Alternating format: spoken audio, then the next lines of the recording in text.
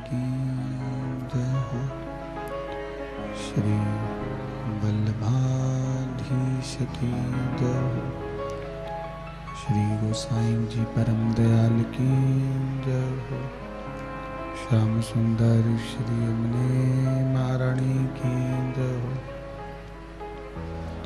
काशी विश्वनाथ भगवान की जय हो। गौरा महारानी की जय हो। श्री गणेश जी महाराज की जय हो। सरस्वती मात की जय हो। खेड़ापति सरकार की जय हो। कुबेरेश्वर महादेव की जय हो। महाकालेश्वर भगवान की जय हो। गंगा महारानी की जय हो। संत सद्गुरुदेव गौ माता की जय हो। चिंता संतान हंतारो यत्पदानु रेणवा स्वयं तनी चरण प्रणमामि महोमः। यदनुवृतो जंतुआ सर्वदुखाति गो भवेत् तमं सर्वदा वन्दे श्रीमद्वल्लभनन्दनम्। अज्ञानतिमिरागास्य ज्ञानजयशलाकया चक्षुरुन्मीलितेन तस्मै श्रीगुरुवे नमः। नमामि हृदय शेषलीलाचरब्धिशयनं लक्ष्मीसहस्रनाम्भिः सेवमानं कलानिधिं। चतुर्भीष्व त्रिविस्तवा षड्विजायते दोषो पञ्चदा हृदय ममः। बोल विश्वनाथ भगवान की जय। ओम नमः शिवाय। ओम नमः शिवाय। ओम नमः शिवाय। ओम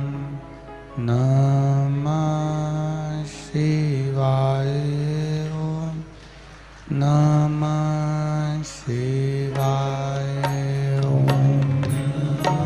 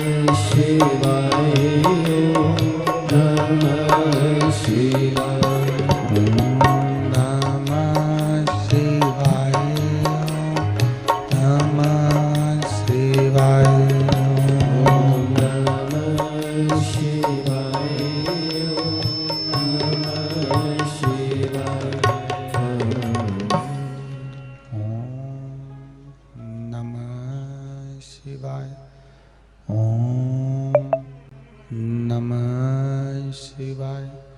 ओम नमः शिवाय। विश्वनाथ भगवान की जय। महाकाल राजा की जय। कुबेरेश्वर महादेव की जय।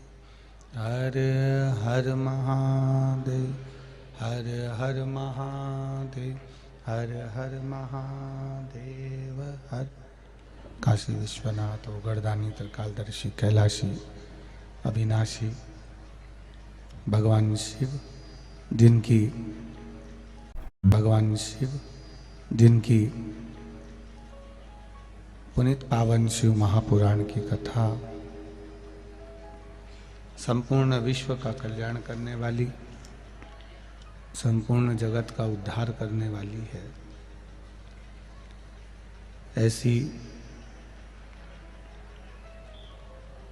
पुनीत पावन भगवान देवाधिदेव महादेव की पावन कथा श्रवण करने का सौभाग्य बाबा देवाधिदेव महादेव की कृपा से आप और हमको प्राप्त हुआ है। ग्राम कौकड़ी, बालोदा बाजार,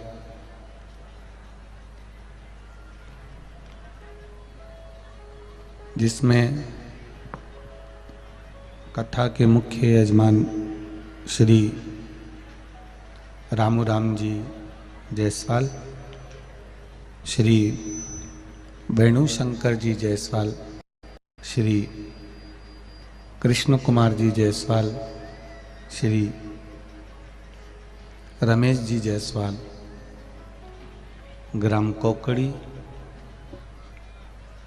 बालोदा बाजार, सभी बालोदा बाजार के और यहाँ के संपूर्ण कोकड़ी ग्रामवासी जो कि नित्य कथा का रसतत्व ग्रहण कर रहे हैं, कथा को श्रवण कर रहे हैं, बड़े सौभाग्यशाली हैं, बड़े भाग्यशाली हैं।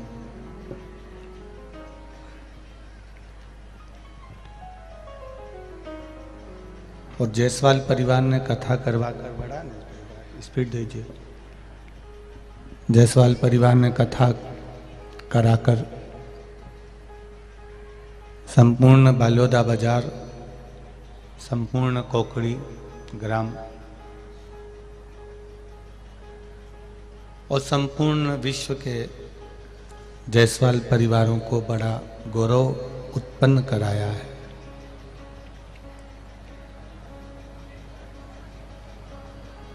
प्रभु की कृपा से, उदारता से, दया से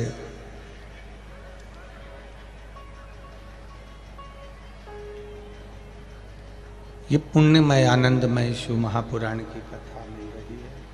भगवान शंकर की पावन कथा श्रवण करने को प्राप्त हो रही है। जब तक प्रभु कृपा ना हो तब तक भगवान की कथा मिल ही नहीं सकती। और यदि हम कथा में पहुंच भी जाएं तो कथा का रस तत्व हमारे पास प्राप्त नहीं होता।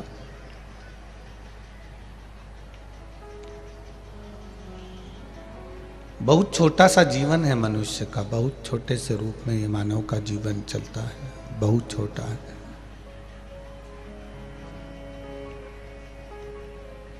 इस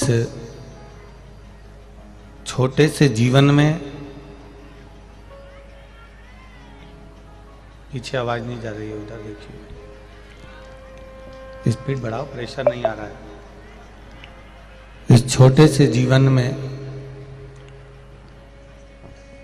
हम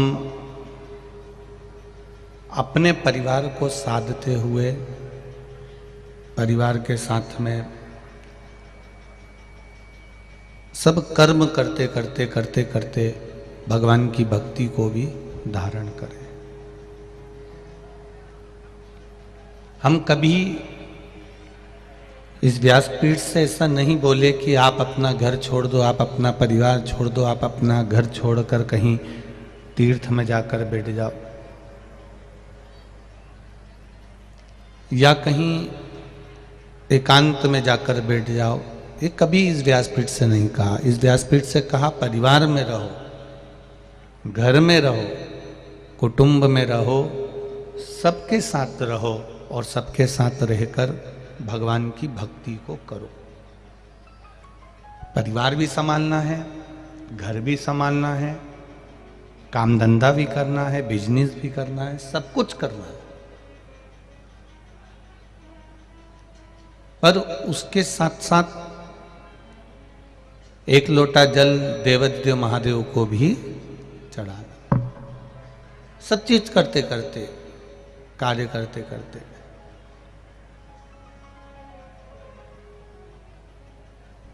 दूसरे आपको खुशी देंगे या दूसरे आपको दुख देंगे, उससे हमको मतलब नहीं रखना। हमारी खुशी,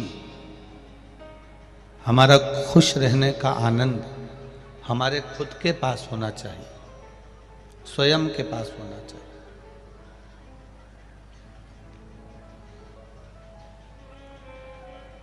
अपने लाइट का खटका, तो लाइट का जो खटका होता है, ऑन ऑफ होता है, लाइट जलती है, बंद होती है, पंखा चालू होता है, बंद होता है।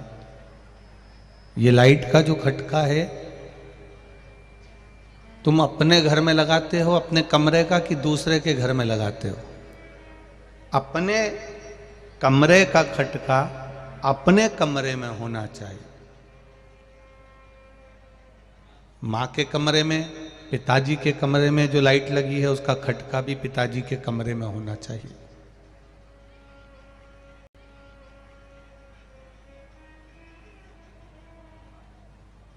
अपने कमरे का खटका, स्विच, खटका अपने कमरे में हो।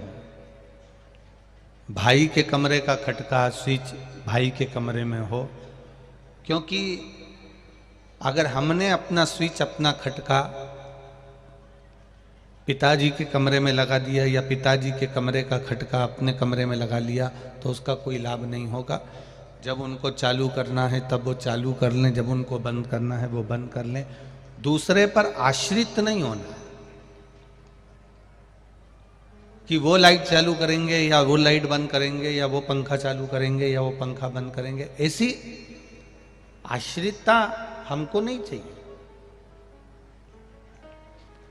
अपना कमरे का खटका अपने पास होना चाहिए कि अपन बंद कर दिया, अपन चालू कर दिया। उसी तरह इस मनुष्य देह में खुश रहने का खटका, ये आत्मा, ये मन भगवान ने आपको दिया है। आप स्वयं अपने आप में खुश रह सकते हैं, अपने आप में आनंदित रह सकते हैं।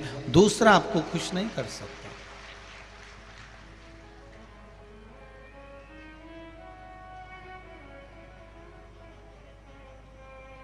अपने आप में अपने को आनंद में रहना पड़ेगा, अपने आप में अपन को खुश रहना पड़ेगा। पीछे का साउंड चेक करो, पीछे का साउंड बढ़ा दो, सबसे पीछे का साउंड बढ़ाइए। अपने आनंद में अपने को रहना है। और जब हम अपनी खुशी के साथ अपनी जिंदगी जीते हैं, अपने आनंद के साथ अपनी जिंदगी जीते हैं, तो उसका एक सुख ही दूसरा है, उसका एक आनंद ही दूसरा है। एक बात अपनी जिंदगी में उतार कर रखिएगा। इस आशुतोष शिव महापुराण की कथा में से अपन कथा सुन रहे हैं, तो अपनी जिंदगी में एक बात को उतार लो।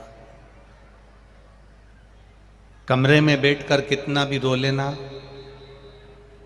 दुख तुम पर है, तकलीफ तुम पर है, कष्ट तुम पर है, दुख तुम पर है, कर्जा तुम पर है। अगर कर्जा भी हो गया है, दुख भी आ गया है, कष्ट भी आ गया है, तकलीफें भी आ गई है, तो तुम पर आई है। अपने मकान में, अपने कमरे में, अपने घर में कितना भी रो लेना, पर दरवाजे पर कोई आए, बेल बजाए, दरवाजा बजाए, जब दरवाजा खोलने के लिए जाओ तब उसके सामने रोकर मत जाना, प्रसन्न होकर जाना। अगर रोते हुए दिख गए तो वो तुम्हारी जिंदगी का फायदा उठाना प्रारंभ कर देगा।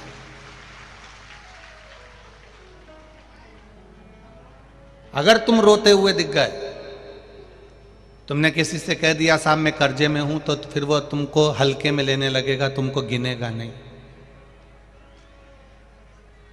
तुमने किसी से कह दिया कि मैं दुखी हूं मेरी बहू से, फिर वो तुमको हल्के में लेने लगेगा, वो तुमको गिनेगा नहीं।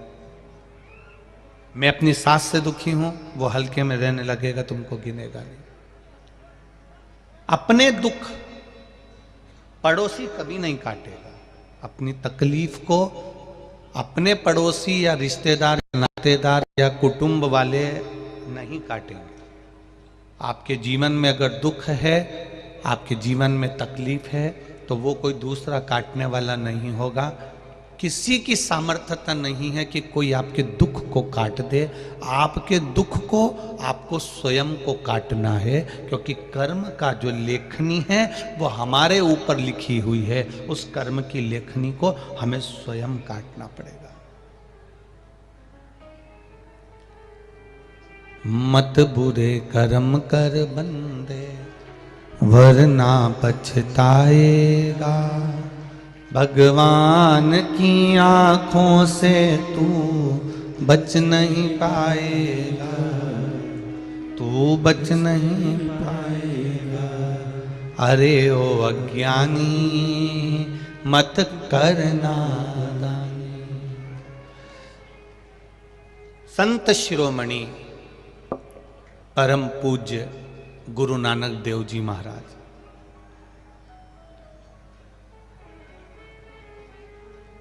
संत शिरोमणि परम पूज्य गुरु नानक देव जी महाराज से बाले ने एक बार कह दिया कि गुरुदेव आप कहते हो कि सर्वस्व परमात्मा है, हर जगह पर ईश्वर है।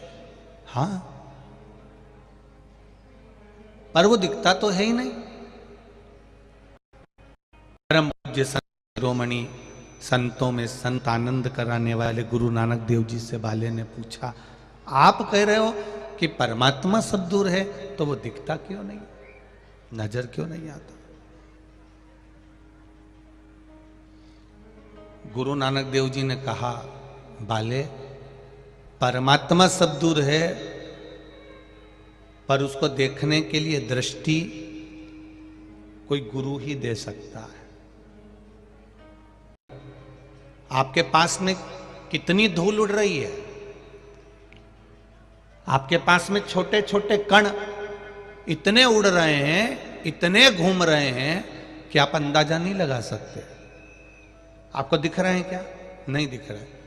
आपके पास में कोई कांच हो, उस कांच को धूप में से अपने पास में से कहीं रोशनी करना, और उस धूप की रोशनी के बीच में जो कांच और धूप के बीच में जो जगह मिले, उसमें देखना आपको वो छोटे छोटे कण उड़ते हुए नजर आएंगे। आते कि नहीं आते? कभी कभी आपने बच्चों के साथ में देखा होगा, बच्चे लोग जब वो कांच की रोशनी करते हैं तो उसमें बहुत छोटे छोटे कण नजर आ रहे हैं।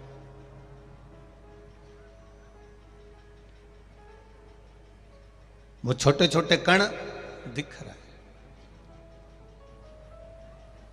ये देखने के लिए आपको दर्पण की जरूरत पड़ी। परमात्मा को देखने के लिए, परमात्मा सर्वस्व विराजमान है, हर जगह जगह बैठा हुआ है, हर चप्पे चप्पे में है, हर पशु पक्षी जीव में परमात्मा बसा हुआ है। इसको देखने के लिए आपको गुरु जो नेत्र देगा, जो दर्पण देगा, उस नेत्र की जरूरत पड़ती है। और वो नेत्र बाले को संत शिरोमणि श्री गुरु नानक देव जी ने दिया।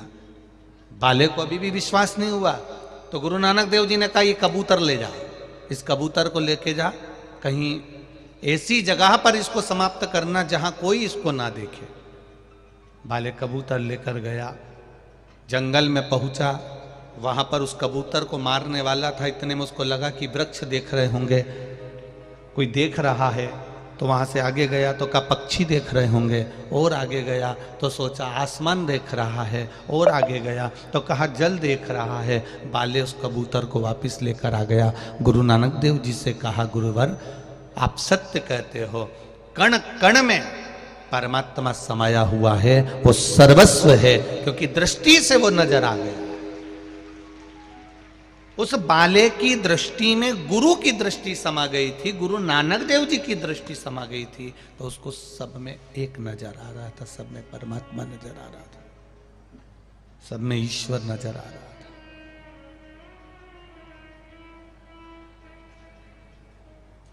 अकेले रो लोगे ना, चल जाएगा। कर्जा हो गया, तकलीफ आ गई, कष्ट आ गया, बीमारी आ गई, रोग आ गया, कोई दुख आ गया, आप खुद उसको भोगोगे और खुद उस दुख को समाप्त कर सकते हो। किसी दूसरे की सामर्थ्यता नहीं है कि वो तुम्हारे दुख को समाप्त कर दे।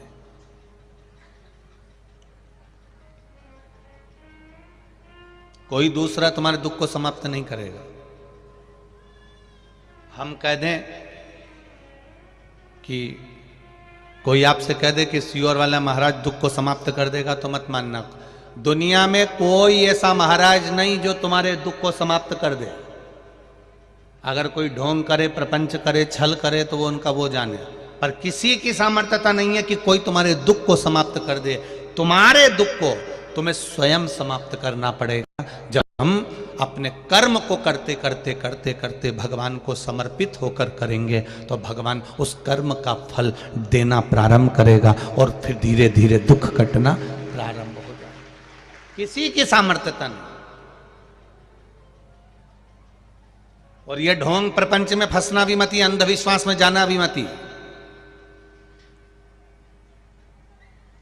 किसी ढोंग प्रपंच और अंधविश्वास की ओर मत जाना। कोई कह दे तुमसे कि मैं तुम्हारा दुख काट दूंगा, कोई कह दे मैं तुम्हारी तकलीफ काट दूंगा, कोई कह दे मैं तुम्हारे लिए ऐसा कर दूंगा, और कहीं का ऐसा संत मिल जाए या कहीं का ऐसा बाबा जोगी मिल जाए या कहीं का ऐसा व्यक्ति मिल जाए जो तुम्हें गड़ा हुआ हंडा निकाल के दे दे, धन निकाल के दे दे, और उसकी चक्कर में मत आ जाना, नहीं तो तुम्हारा रखा रखाया धन भी उसके चक्कर में पूरा समाप्त हो जाएगा। कर्म प्रथम है।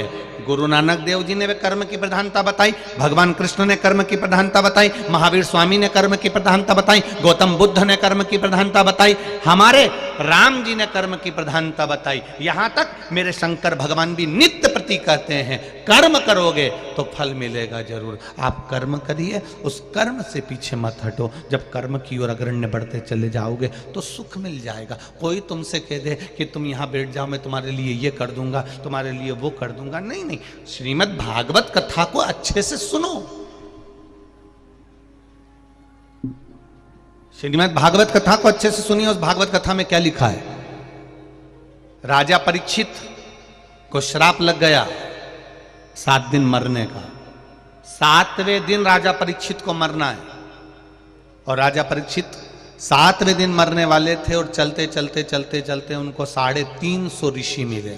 कोई ने कहा हम ये करवाएंगे, कोई ने कहा हम ये करवाएंगे, कोई ने कहा हम ये करवाएंगे, हम तुझे बचा लेंगे, हम ये कर देंगे, हम वो कर देंगे। पर राजा परीक्षित किसी के चक्कर में नहीं आया।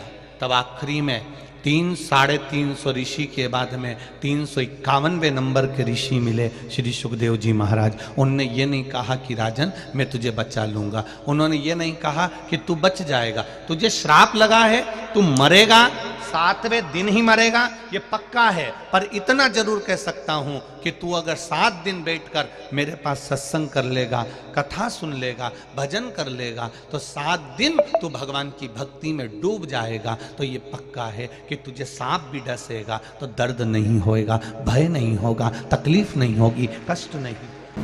ये नहीं कहा कि मैं 7 दिन में तुझे बचा लूंगा। 350 जितने मिले थे उन्होंने कहा था मैं तुझसे ये यज्ञ कराऊं, मैं तुझसे अनुष्ठान करवाऊं, मैं तुझसे ये करवाऊं, मैं तुझसे वो करवाऊं, मैं तुझसे ये करवाऊं, तुझे बचा लूंगा। पर सुखदेव जी ने कहा मृत्यु अगर आ गई है तो 7 ताले में भी बंद हो जाएगा, तो भी तुझे मरना तो पड़ेगा, पक्का है।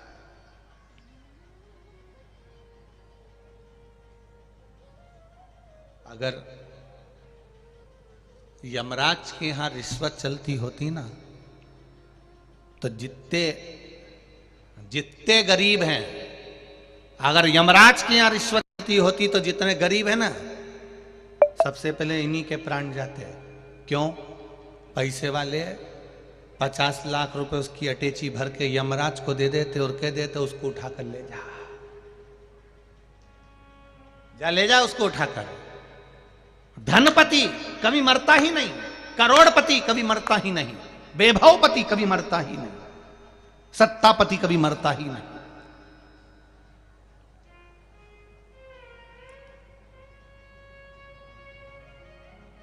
उसने वैभव भी दिया, सत्ता भी दी, धन भी दिया, जन्म भी दिया, तो उसने मृत्यु भी दी है। मौत से पीछे नहीं हटा। भारत के कितने बड़े बड़े संत हुए, कितने बड़े बड़े साधु हुए, कितने बड़े बड़े तपस्वी हुए, और भारत में कितने बड़े बड़े वीर हुए, भारत में कितने बड़े बड़े योद्धा हुए, क्या वो नहीं मरे? मृत्यु तो आई। धन इकट्ठा कर लेते और कह देते यमराज तू लेकर चले जा, मैं नहीं मर रहा।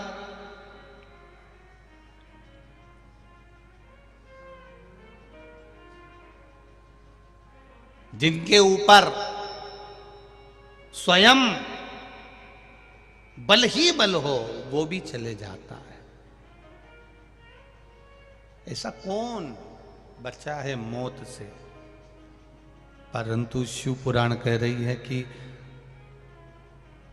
जिंदगी जीने के साथ में मृत्यु तक पहुंचने के बीच में एक रास्ता है, वो है परमात्मा की भक्ति का रास्ता, परमात्मा के भजन का रास्ता।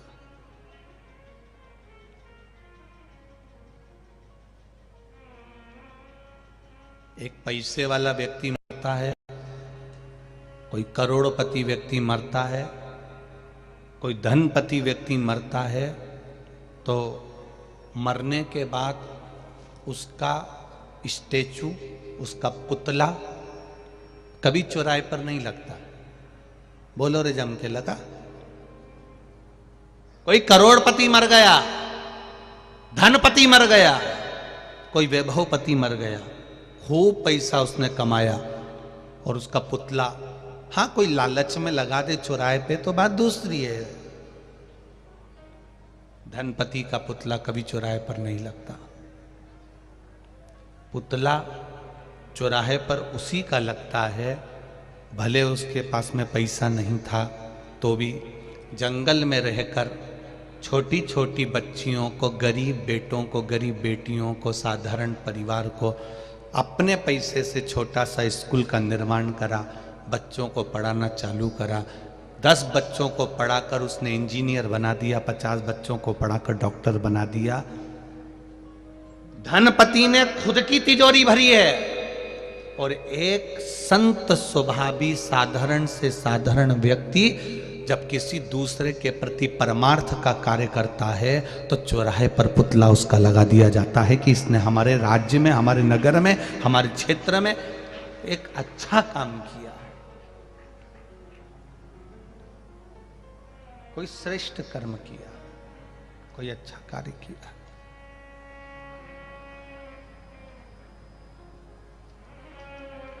धन की कोई मूलता नहीं। हाँ, जरूरत पड़ सकती है,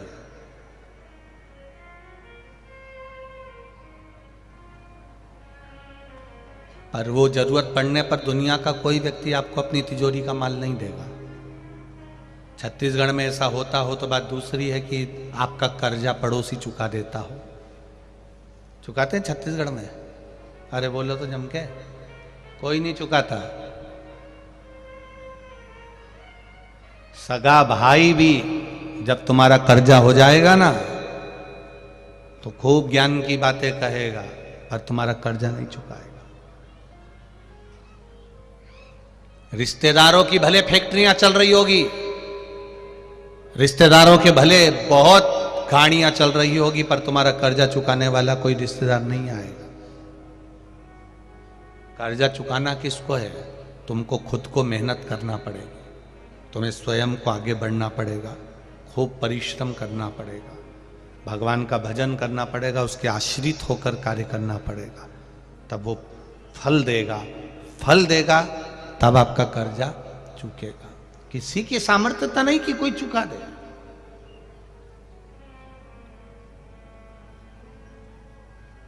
स्वयं को करना है, कोई दूसरे को नहीं।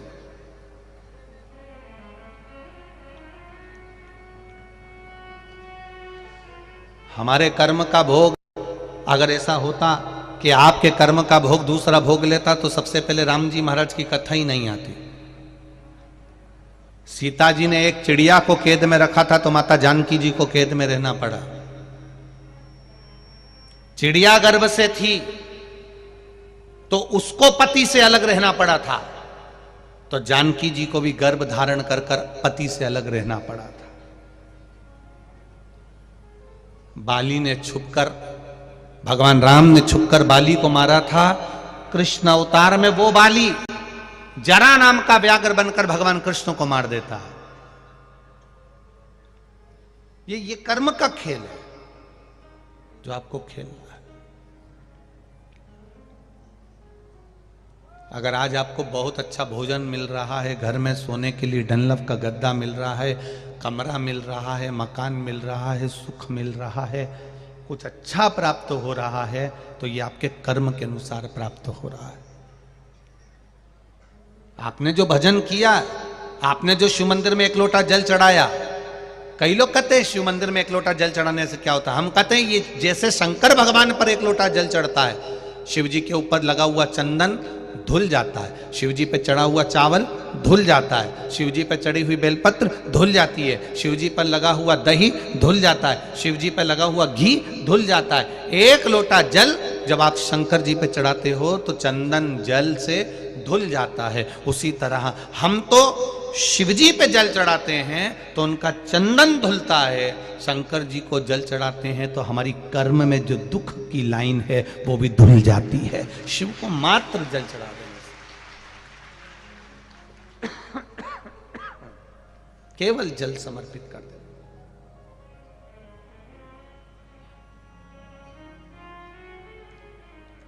जाओ परमात्मा के द्वार पर जाओ। हम कभी नहीं कहेंगे कि तुम अपनी दुकान छोड़ दो, खूब कमाना, जितनी शरीर की कैपेसिटी है ना उतना कमाना।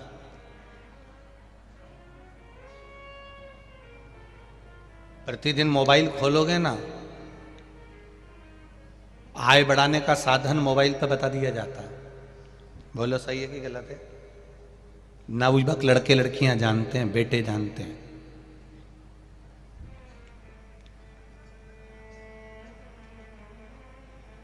रोज गूगल पर, फेसबुक पर, इंस्टाग्राम पर आय बढ़ाने का साधन बताया जाता है। प्रतिदिन आप खोलोगे उसमें लिखा हुआ जाएगा कि वहाँ की एक लड़की ने 1 करोड़ रुपए कमाए, कमाने का तरीका हमारे पास है। वहाँ के एक लड़के ने ये गेम चालू करा और उसने 5 करोड़ रुपए कमाए, वो 5 करोड़ कमाने का तरीका हमारे पास है। जो जल्दी धनपति बनने की सोचता है वो एक दिन रोडपति बन जाता है। याद रखिएगा जरा। हमारे पास फेसबुक खोलोगे, इंस्टाग्राम खोलोगे, यूट्यूब खोलोगे, गूगल खोलोगे, व्हाट्सएप खोलोगे, उसमें कमाने का तरीका, आय बढ़ाने का तरीका तो दुनिया के लोग बता देते हैं, पर किसी दुनिया के लोगों से पूछना, साहब आय तो बढ़ रही है पर आय के साथ में हमारी उम्र बढ़ती चली जा रही है, इस उम्र को रोक दिया जाए और आय बढ़ाई जाए, कोई तरीका हो तो बता देना। वो तरीका वो गूगल और व्हाट्सएप और फेसबुक और इंस्टाग्राम पे नहीं मिलेगा। आय के साथ में उम्र बढ़ रही है तो ऐसी आय बढ़ने से कौन सा मतलब है? 24 घंटा दुकान पे बैठकर कमा रहा है, कमा रहा है, कमा रहा है, कमा रहा है। काले बाल थे सफेद हो गए, मुंडा में सोफा सेट था, पूरा सोफा सेट निकल गया, 2-1 सोफे के हत्ते रह गए, वो हाथ रखने के 2-1 रह गए, एक इधर एक इधर, सब निकल गया। खिड़कियां खराब हो गई, अब उस पे चश्मा लगाया है, दो तरह का है, नीचे से देखो तो दूर का, ऊपर से देखो तो पास का, दो तरह का है। ये दरवाजा भी खराब हो गया, 25 बार कहना पड़ता है तब कुछ सुनाई देता है, बड़ा कठिन है। अब पहले 2000 रुपए कमाते थे, 5000 रुपए कमाते थे, 10,000 रुपए कमाते थे।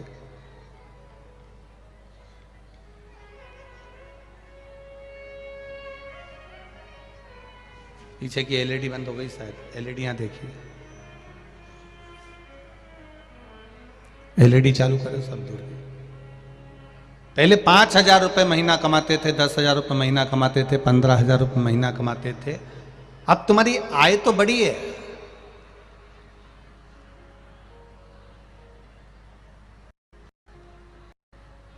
अब तुम्हारी आय बड़ी है, ऐसा नहीं कि आय नहीं बड़ी है, आय तो बड़ी। पीछे के बक्से चालू कर, बाहर एलईडी बंद है, एलईडियां चालू करिए।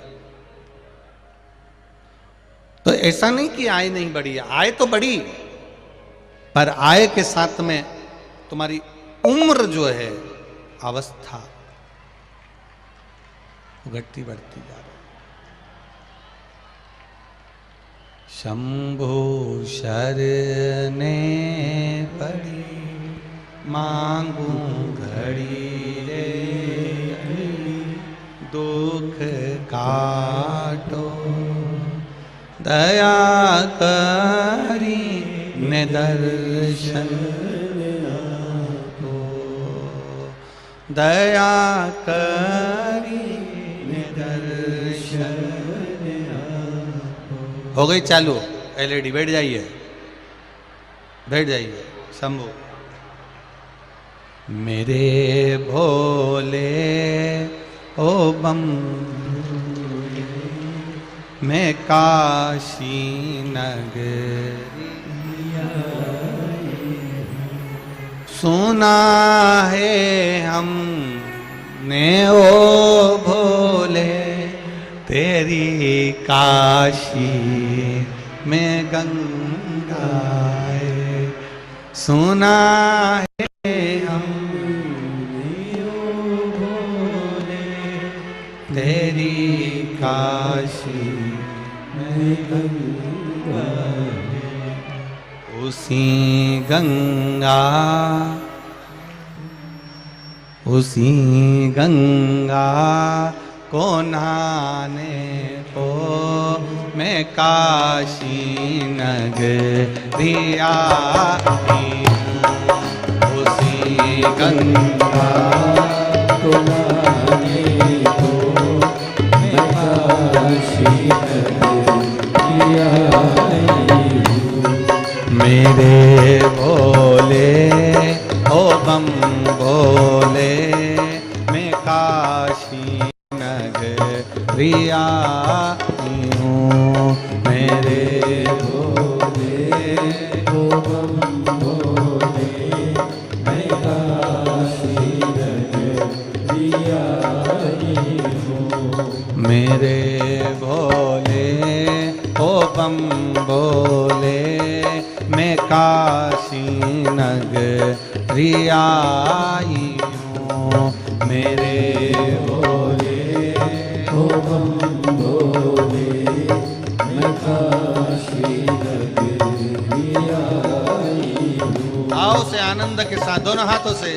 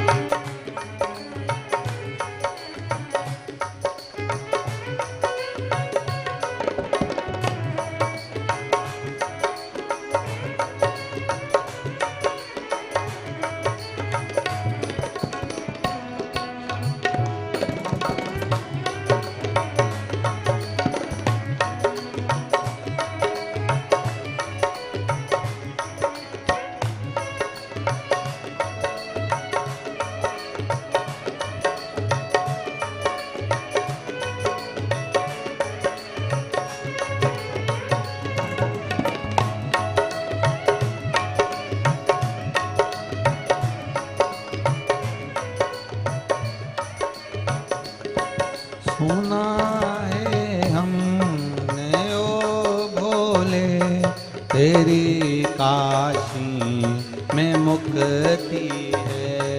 सुनाए हमने ओ भोले तेरी काशी में मुक्ति है। सुना है हमने ओ भोले तेरी काशी में मुक्ति है। सुना है हमने ओ भोले तेरी काशी में मुक्ति है। उसी मुक्ति को पाने को मैं काशी नगरी आई हूँ। उसी भोले मैं काशी नगरी आई हूँ। मेरे भोले ओ बम भोले मैं काशी नगरी आई हूँ। मेरे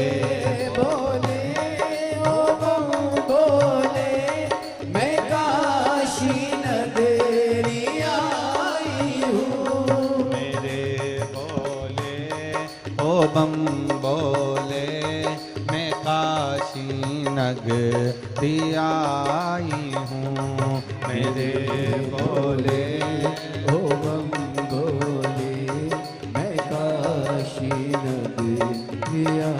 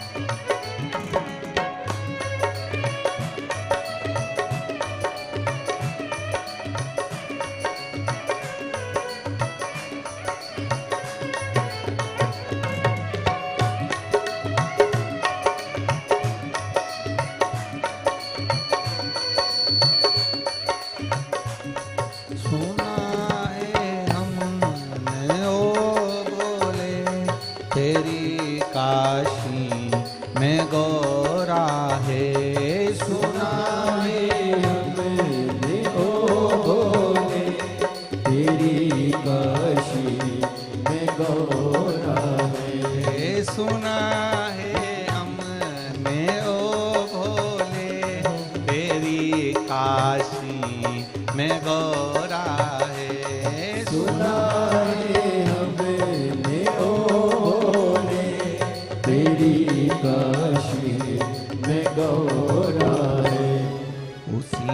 गौरा को पाने को मैं काशी नगरी आई हूँ। उसी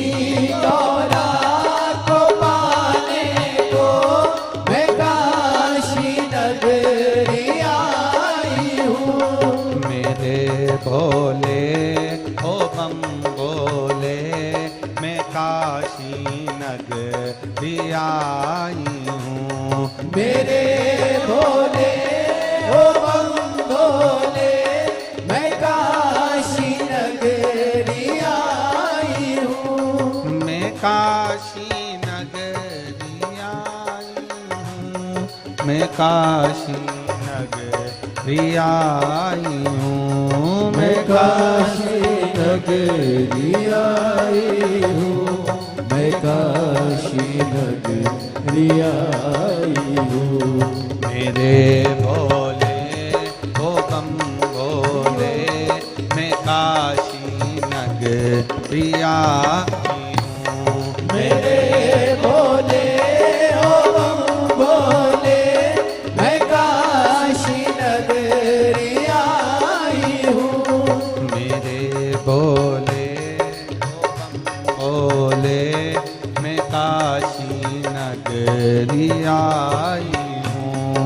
मेरे भोले ओ बम भोले, मैं काशी नगरी आई हूँ। हर महादेव। अपने स्थान पर बैठकर भगवान शिव की अनुपम माधुरी शिव महापुराण के मूल मंत्र का जाप करिएगा और बाबा विश्वनाथ जी से, भगवान महाकाल राजा से, कुबेर भंडारी से प्रार्थना करिए कि बाबा मेरे मन के कार्य को सफल करिए और जीवन में आनंद की अनुभूति कराइए। अपने स्थान पर बैठकर भगवान शिव के मूल मंत्र का स्मरण करिए। श्री शिवाय नमस्तुभ्यं। श्री शिवाय नमस्तुभ्यं। श्री शिवाय नमस्तुभ्यं। श्री शिवाय नमस्तुभ्यं। श्री शिवाय नमस्तुभ्यं। भोला सब दुख काटो मारा, ओ भोला सब दुख काटो मारा। शिव शंकर जपो तेरी माला, भोले बाबा जपो तेरी माला। भोला सब दुख काटो मारा, ओ भोला सब दुख काटो। वैश्य है मंगल मंगलकारी, वैश्य है मंगल मंगलकारी। शमशान वासी हमारा, शमशान वासी हमारा। ओ भोला सब दुख काटो मारा, ओ भोला सब दुख काटो। हमारे दुख को हमें स्वयं काटो, शिव से प्रार्थना कर, भगवान शंकर से विनती कर। जब हम स्वयं परमात्मा की भक्ति में डूबना प्रारंभ कर देंगे, कर्म के प्रति जागरूक हो जाएंगे, तो जीवन का सारा सुख हमें अपने आप मिलने लगेगा, अपने आप प्राप्त हो जाएगा। देखिए, हमें दूसरे का जो दुख है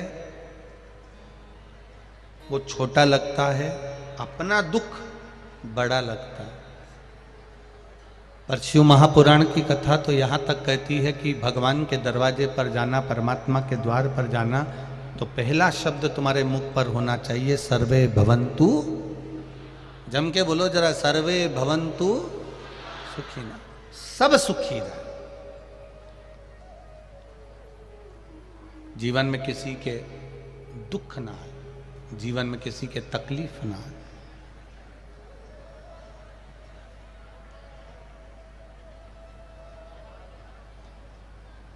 हमारा सनातन धर्म यह कहता है कि किसी भी धर्म की, किसी भी संप्रदाय की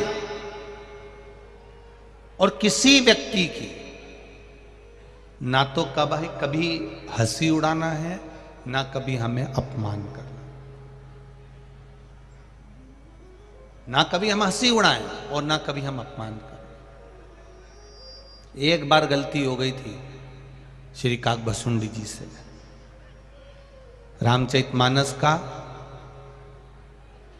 उत्तरकांड, आप सभी ने रामायण तो पढ़ी होगी, और रामचरितमानस का उत्तरकांड कहता है काकभसुंडी जी से एक गलती हो गई थी। वो गलती बड़ी प्रबल थी। काकभसुंडी जी शंकर भगवान की आराधना करते थे, शिव जी की भक्ति करते थे, शंकर की भक्ति में डूबे रहते थे।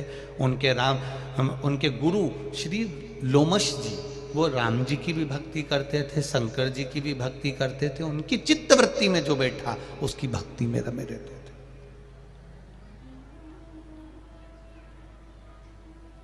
कभी कभी हमको ऐसा महसूस होने लगता है कि मैंने जो करा वो अच्छा करा और दूसरे ने करा वो सब बेकार करा।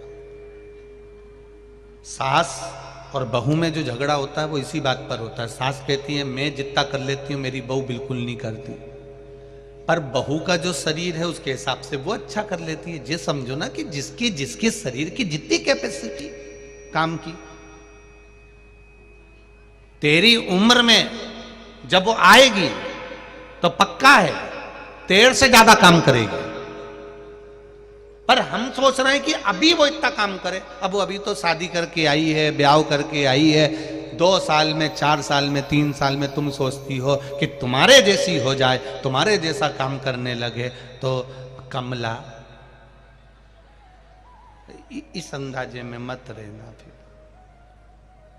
फिर तेरा नाम कमला, उसका नाम लीला, फिर वो लीला दिखाना चालू कर देगी।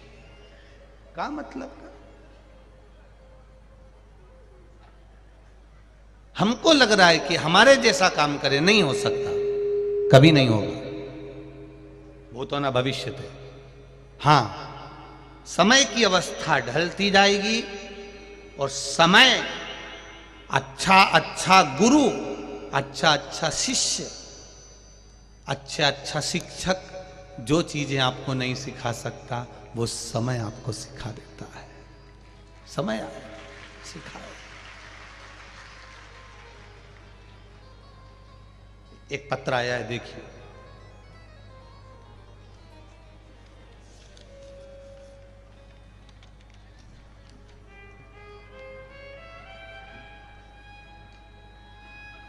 गीता साहू,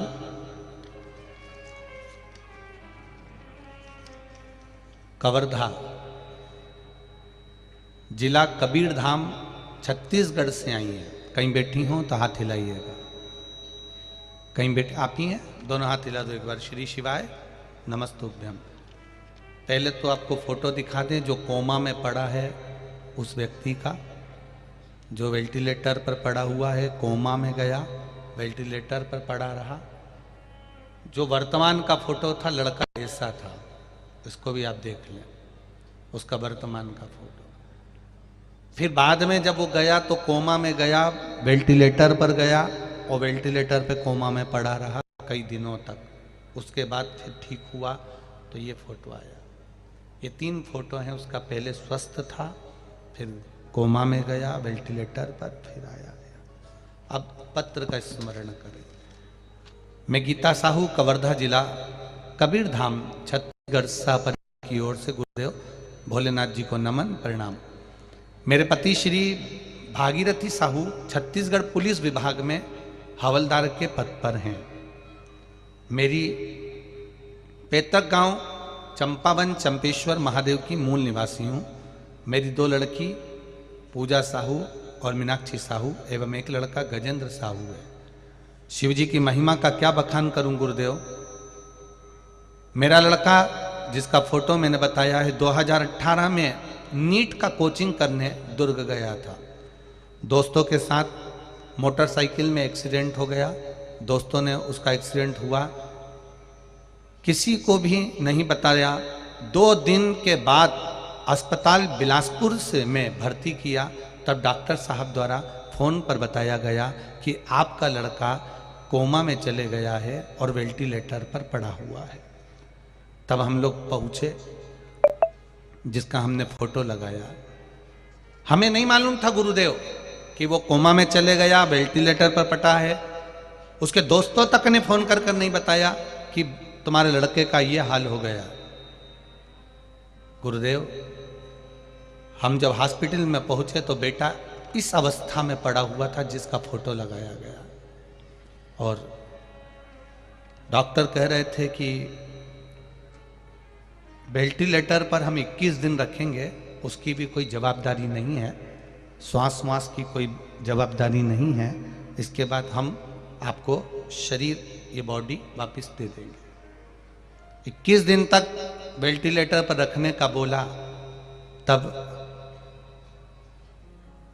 हम प्रतिदिन शिव भगवान का भजन कथा सुनते थे, पर कभी शिवालय नहीं गए, कभी मंदिर में जाकर जल चढ़ाने का ऐसा विचार नहीं आया। सब बाबा ने सुख दिया तो हम सोचते थे बाबा की भक्ति है, बस कथा सुन लेते। पर उस दिन मालूम पड़ा कि 1 लोटा जल का क्या क्रम होता है गुरुदेव। डॉक्टर ने 21 दिन कोमा में नमस्ते बैठिए। शिव तत्व फोटो आप भी देख लीजिए, जो लोग आके बैठे। पहला फोटो जो कोमा में पड़ा हुआ है, वेंटिलेटर पर पड़ा हुआ, और दूसरा फोटो, सबसे पहला फोटो लड़का ऐसा था, फिर ऐसा हो गया, फिर इसके बाद में टांके लगे जब सिर के, तब जाकर ठीक होकर अब घर पर आया है। शिव तत्व, भगवान शंकर की उदारता, करुणा, यही होती है। क्या काम आएगा 1 लोटा जल? क्या काम आएगी एक बेलपत्री? दुनिया के लोगों को तुरंत रिजल्ट चाहिए, पर हम निवेदन करेंगे, हमारे पास में कोई मंत्र या तंत्र की या विद्या की ऐसी पुड़िया नहीं है कि हम घुमा के तुम पे फेंक दें और फूंक मार के उड़ा दें। सियोर वाले महाराज को ना तंत्र आता है, ना मंत्र आता है, ना विद्या आती है। केवल उसको तो शिव की भक्ति है, शंकर का भजन है और शिव का स्मरण, उसके सिवा कुछ भी नहीं, कुछ भी नहीं। और जो तंत्र मंत्र और विद्या के चक्कर में रहते हैं, झाड़ा फूकू के चक्कर में रहते हैं, भभूत के चक्कर में रहते हैं, एक दिन वही भूत बन जाते हैं। उसका कोई मतलब नहीं होता, कोई सेंस नहीं है। आपको स्वयं मेहनत करना है। अब ये लड़का अगर सिर फट गया तो इसमें सियोर वाला महाराज वहां नहीं जाता, ना सियोर वाला महाराज वहां पहुंचकर कुछ करता। करना तुम्हें पड़ा, शिव मंदिर तुम्हें जाना पड़ा, विश्वास तुम्हें जगाना पड़ा, भरोसा तुमको रखना पड़ा, दृढ़ता तुम्हें रखी, तुम्हें याद आ गया।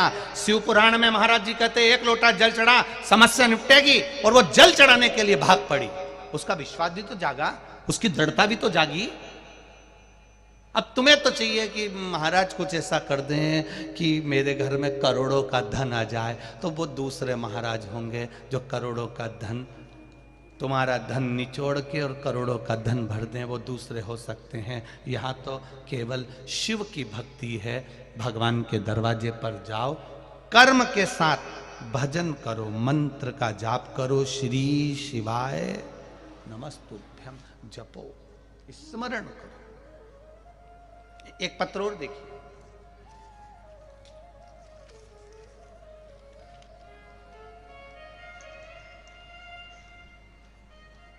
सावित्रीबाई साहू, ग्राम कोकड़ी, गोसरी, जिला बिलासपुर से आई हूं। कहीं बैठी हो तो हाथ हिलाइएगा, कहीं बैठी हो तो हाथ हिलाइएगा, जहां कहीं बैठी हो। सावित्रीबाई साहू, ग्राम कोकड़ी, गौसरी जिला बिलासपुर से आई हूँ। मेरी बाबा की कृपा ऐसी हुई गुरुदेव, उधर में बच्चेदानी खराब हो चुकी थी। डॉक्टर को दिखाया, डॉक्टर ने बच्चेदानी का ऑपरेशन करने का बोल दिया और डॉक्टर ने कह दिया इस बच्चेदानी को निकलवाना पड़ेगा, स्पष्ट है, और जल्दी से जल्दी निकलवाना पड़ेगा, नहीं तो अंदर इन्फेक्शन फैलते जा रहा।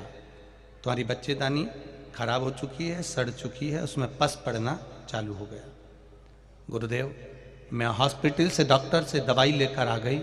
मैंने कहा 5 दिन के बाद में ऑपरेशन कराएंगे, और आने के बाद 5 दिन मेरे पास में थे। टीवी पर आपकी कथा सुनती थी। बस पहली बार जल चढ़ाने उसी दिन गई जब डॉक्टर ने मुझे कहा कि ये बच्चेदानी निकालना पड़ेगी, पस पड़ चुका। पहली बार जल चढ़ाने गई, शिव जी को जल चढ़ाया, बाबा के शिवलिंग को स्पर्श कर कर कहा बाबा तुझे संभालना है। मैं कहाँ जाऊंगी, किसको जानती हूँ मैं, मेरा ऑपरेशन का बोल दिया है, आप हो तो संभाल लोगे। 1 लोटा जल चढ़ाया, वहीं बैठकर पी लिया, बेलपत्र लेके आई, खा लिया। 4 दिन तक लगातार ये करा। 5वें दिन वापिस जांच के लिए गई, तब डॉक्टर भी हैरान हो गए, रिपोर्ट बिल्कुल नॉर्मल आ चुकी थी और बच्चादानी ठीक हो चुकी थी। ये शिव तत्व है, ये शंकर अवघड़ी। अब इसमें कोई विद्या नहीं है, इसमें कोई मंत्र नहीं, इसमें कोई तंत्र नहीं, इसमें कोई साधन नहीं, ना इसमें बेल है ना कोई भभूति है। यहां तो केवल भगवान शंकर का भजन मंत्र, और आपने दिल से उसको रिझाया, दिल से कहा, ये उसका असर है। दिल से कहो। आप लोग कुबेरेश्वर धाम कभी गए होगे? कौन कौन गया है कुबेरेश्वर धाम? अच्छा, गए हो आप लोग? हाँ, रखो। कभी जिंदगी में कुबेरेश्वर धाम जाना तो सीहोर स्टेशन से उतरकर जब आप कुबेरेश्वर धाम पर जाएंगे तो वहां पर आपको कोई तंत्र मंत्र विद्या नहीं दिखेगी। कंकर उठाओ, पूजन करो और बस भजन करो, भोजन करो, सो जाओ। ना तो वहाँ पर कोई वीआईपी ट्रीटमेंट है, हॉल बना हुआ है, गद्दे मिलते हैं, रजाई मिलती है, कंबल मिलता है, बिछाओ, सो और भोजन करो, और आए हो तो सेवा करो, कंकर शंकर की पूजन कर लो, बस इतना, कुछ भी नहीं बाकी। और दिल से क्या कराते हो? आप में भी कई लोग ऐसे होंगे जो एक बार नहीं कम से कम 3 से 4 बार गए होंगे कुबेरेश्वर धाम पर। ऐसे कई लोग होंगे जो कम से कम 3 से 4 बार, ये देख लो माताएं हाथ हिला रही हैं, हम भी 2-3 बार हो जाए, कई लोग 3 से 4 बार गए होंगे बाबा के धाम में कि बाबा से हम विनती करके आए थे और बाबा ने हमारा कृपा करी, बाबा ने हमारी। तो ये दिल से आप जो कह रहे हो, आप विश्वास रखकर जो करोगे उसका फल मिलेगा, भजन का।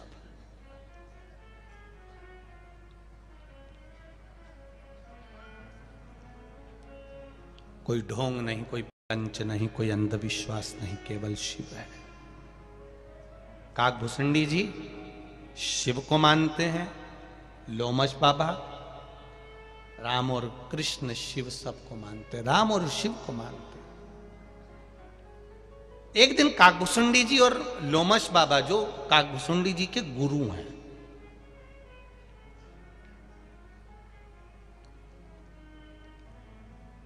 काकभूषुंडी जी को गुस्सा आ गया कि मेरे गुरुजी तो राम जी का भी भजन करते हैं, शंकर जी का भी भजन करते हैं।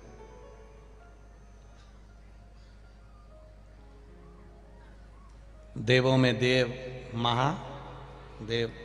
काकभूषुंडी जी ने कहा मैं तो केवल शिव जी का भजन करता हूं, बाकी का किसी का नहीं। अब ये काकभूषुंडी जी को अपने मुख से नहीं कहना चाहिए कि मैं केवल शिव जी का भजन करता हूं, बाकी किसी का नहीं। क्योंकि हमारा सनातन धर्म कहता है किसी भी धर्म की हंसी नहीं उड़ाना, किसी संप्रदाय की हंसी नहीं उड़ाना, किसी व्यक्ति की हंसी नहीं उड़ाना।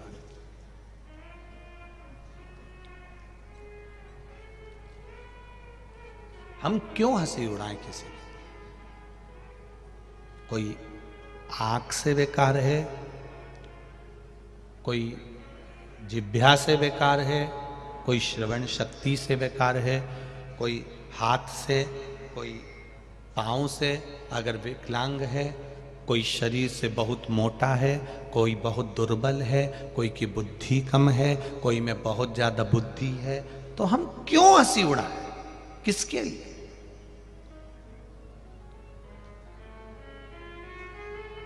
साइया सब में रब देखिए, साइया सब में रब देखिए,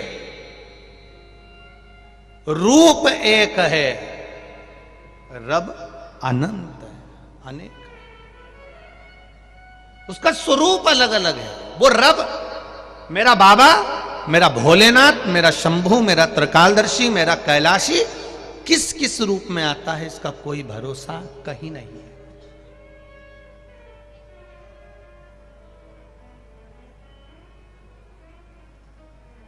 वो लाइन याद आती है, कभी प्यासे को पानी पिलाया नहीं। आगे सुना ना जरा छत्तीसगढ़ वाली जीजियो, बोलो रे जीजा हूं, तुम्हें याद है गा? हाँ बोलिएगा। कभी प्यासे को पानी पिलाया नहीं, बाद अमृत पिलाने से क्या फायदा।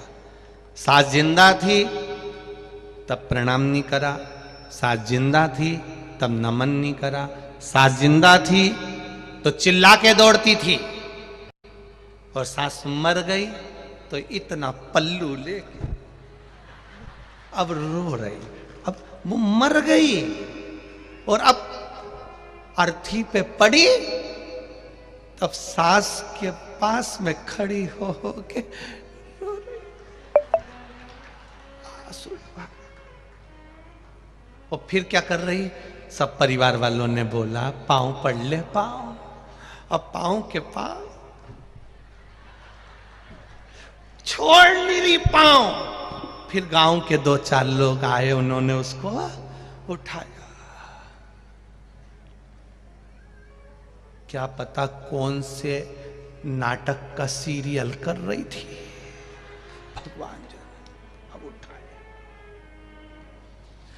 उठाया उधर लेके गए, फिर चिल्ला के मां, फिर पांव पकड़ लिया हमारी माता, हमारी सास।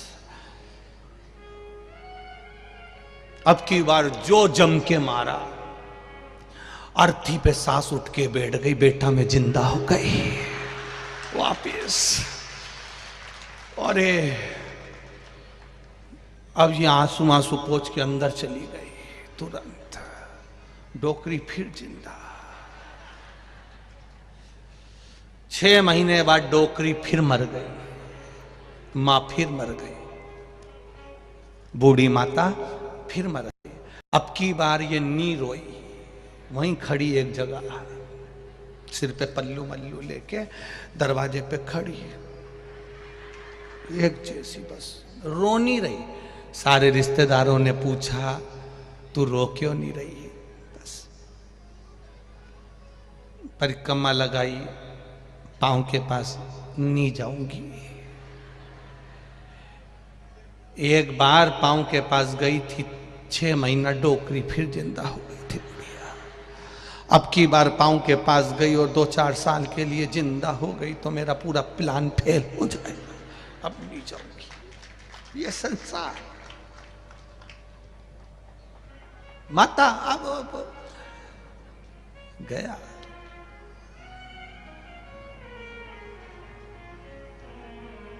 एक समय, एक अवस्था,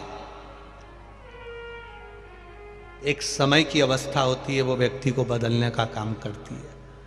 सास कितना भी प्रयास कर ले, बहू बदल जाए, गारंटी नहीं है, बिल्कुल नहीं बदलेगी। बदलेगी जब समय की अवस्था बदलेगी।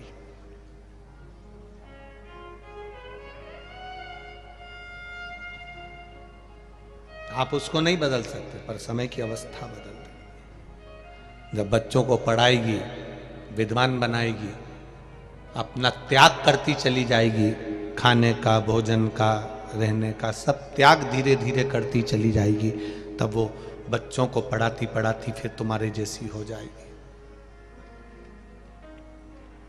एक बात आपसे पूछना चाहें, बेटे के पास ज्यादा दौलत होती है कि बाप के पास ज्यादा दौलत होती है?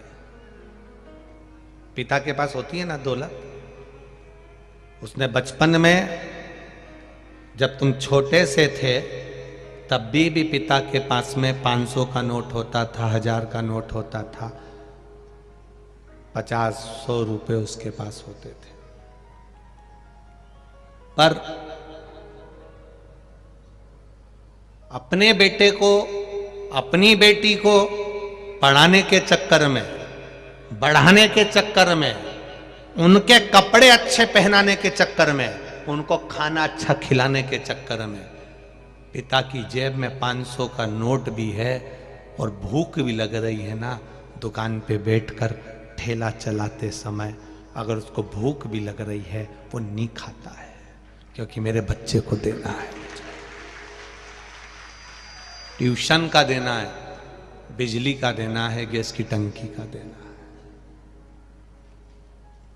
नहीं खाता।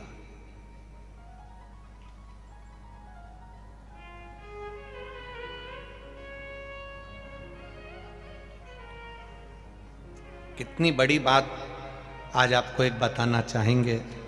ये छत्तीसगढ़ की भूमि पर कथा बाच रहे हैं, एक दिल की बात कहना चाहेंगे। हमारे पिता जब चने का ठेला लगाते थे तो उस ठेले को घर से धकाकर हमारे पिताजी का आंख का ऑपरेशन हुआ था। तो उस समय तो बहुत बड़ी बात हो जाती थी आंख का ऑपरेशन होना।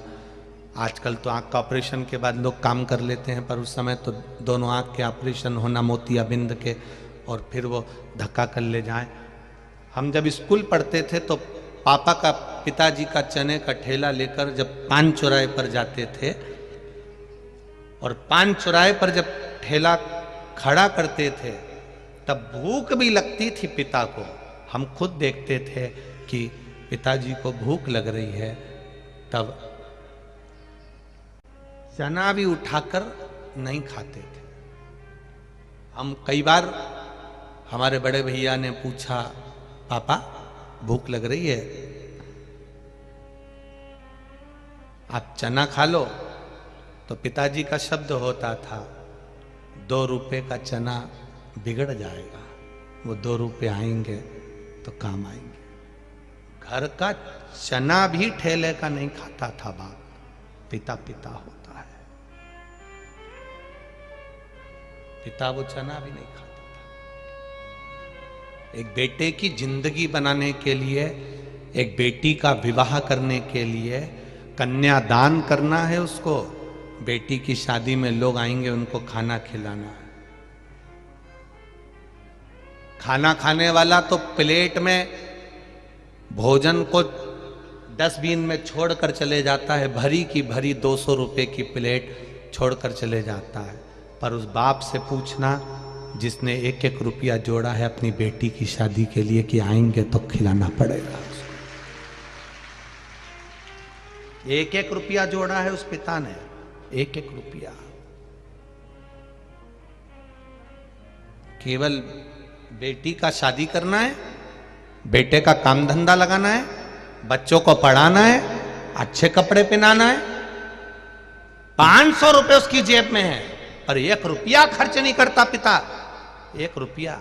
क्या उसको पानी पतासा याद नहीं आता जो तुम ठेले पर खड़े होकर 50 रुपए का खाकर आ जाते हो? तुम्हारे पापा, तुम्हारे पिता को वो पानी पतासा अच्छा नहीं लगता? तुम्हारे पिता को क्या चाउमीन अच्छी नहीं लगती? तुम्हारे पिता को क्या वो बर्गर अच्छा नहीं लगता? तुम्हारे पिता को क्या वो पिज्जा अच्छा नहीं लगता? तुम्हारे पिता को क्या बाजार में मिलने वाली गजक अच्छी नहीं लगती? तुम्हारे पिता को बाजार में मिलने वाला क्या भोजन अच्छा नहीं लगता?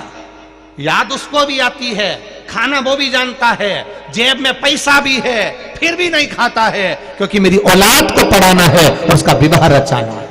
नहीं खाता, छोड़ देता।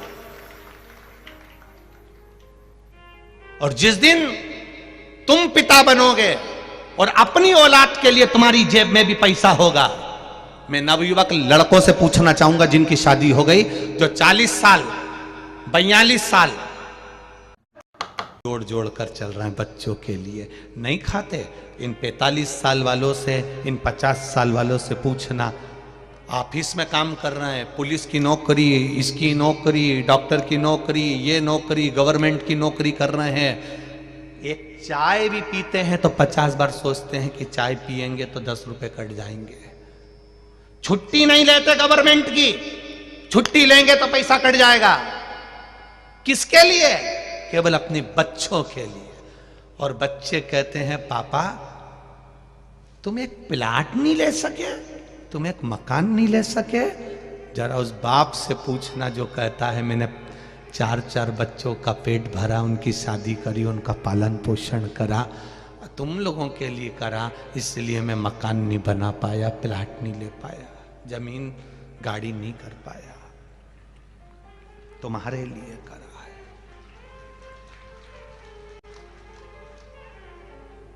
बाप जैसी दुनिया में कोई पूंजी नहीं हो सकती, पिता जैसी कोई दौलत नहीं हो सकती। जिंदा है तब तक लगता है तुमको कि तुमने कमाया है, चले जाएगा तब मालूम पड़ेगा कि ये सारी दौलत उसी की तो थी, उसी के आशीर्वाद की थी। आज सबसे बड़ी खुशी की एक बात कहना चाहूंगा, बड़ी खुशी की बात कहना चाहूंगा। लोग पूछते हैं शिव पुराण क्या देती है। हमारे पास जो पत्र आते हैं, हमारे पास में जो मैसेज आते हैं, हजारों लाखों पत्र और मैसेज रोज सीओर में आते हैं प्रतिदिन। खुशी इस बात की होती है कि नवयुवक लड़के, नवयुवक बेटियां, नवयुवक बेटे अब बूढ़े माता पिता के प्रति समर्पित होना चालू हो गए।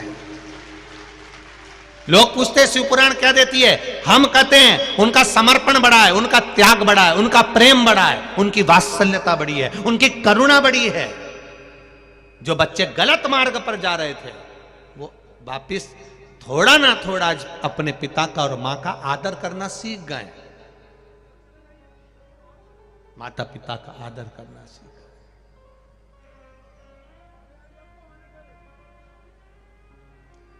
शिव जी ने क्या करा था?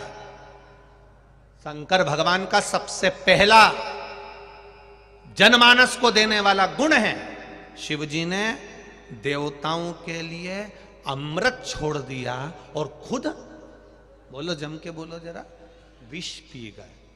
पिता ऐसा ही होता है, अपने बच्चों के लिए जोड़ जोड़ जोड़ जोड़ सब दे देता है, खुद खून का घूंट पी जाता है। ठीक है करूंगा बाद में, तुम लोग खा लो मैं खा लूंगा बाद में, तुम लोग कर लो कर लेंगे बाद में। ये पिता का गुण है, विष पीना वो जानता है। तो मंदिर में रहने वाले शिव और तुम्हारे घर में रहने वाले शिव, तुम्हारे पिता कोई दूसरे नहीं है, वो शंकर का ही एक अवतार है, शिव का एक तत्व है, शिव का एक स्वरूप, उसको पहचान।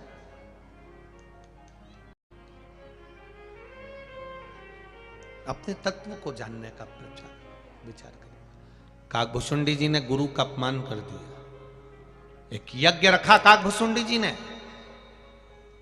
और काकभुसुंडी जी ने एक यज्ञ रखा और उस यज्ञ में सबको बुलाया पर अपने गुरु जी को नहीं बुलाया, लोमश बाबा को नहीं बुलाया, क्योंकि वो राम जी की भी आराधना करते हैं, शिव जी की भी आराधना करते हैं। पर हमारा सनातन धर्म कहता है कोई किसी को भी माने। हमने आपसे भी कहा, आप राम जी को भजते हो राम को भजो, आप कृष्ण को भजते हो कृष्ण को भजो, शिव को भजते हो शिव को भजो, दत्त को भजते हो दत्त को भजो, तुम्हारी मर्जी पड़े जिसको भजो। पर कहीं अगर तुम्हें ज्ञान की कोई बात मिल रही हो, कोई सत मार्ग मिल रहा हो, तो वहाँ जरूर जाना। ऐसा नहीं कि मैं राम वाला हूँ शिव के मंदिर नहीं जाऊँगा, मैं शिव वाला हूँ राम के मंदिर नहीं जाऊँगा। दुनिया के लोग तोड़ेंगे तुमको, पर आप टूटना नहीं। गलत चीज कहीं मिले तो मत जाना, बिल्कुल मत जाओ, बिल्कुल मत जाइए। कुछ गलत मिल रहा है वहां नहीं जाना हमको, कुछ अच्छा मिल रहा है वहां जाना हमको।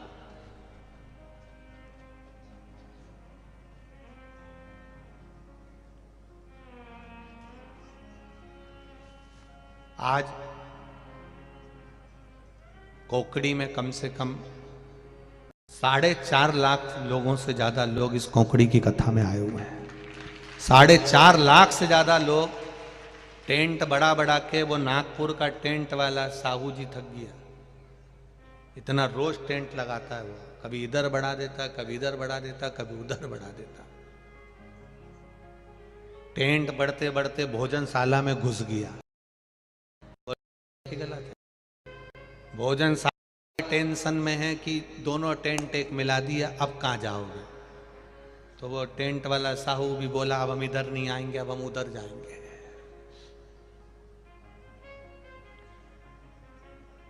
कई लोग पूछते हैं इतनी भीड़ इतनी भीड़ इतनी भीड़ काहे को आ रही है?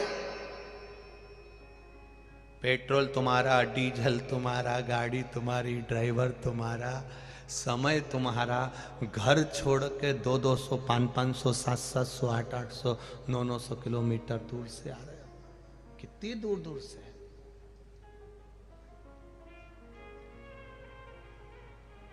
एक तो पंजाब से आया है वो कथा में।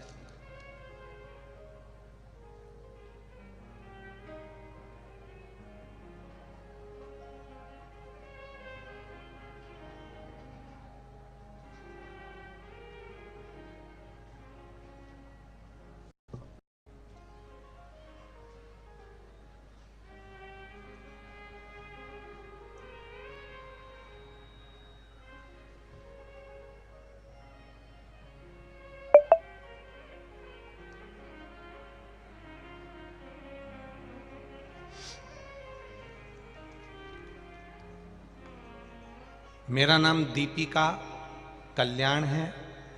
मैं कुरुक्षेत्र हरियाणा से आई हूँ। कुरुक्षेत्र हरियाणा। कहीं बैठी हो तो हाथ हिलाइएगा,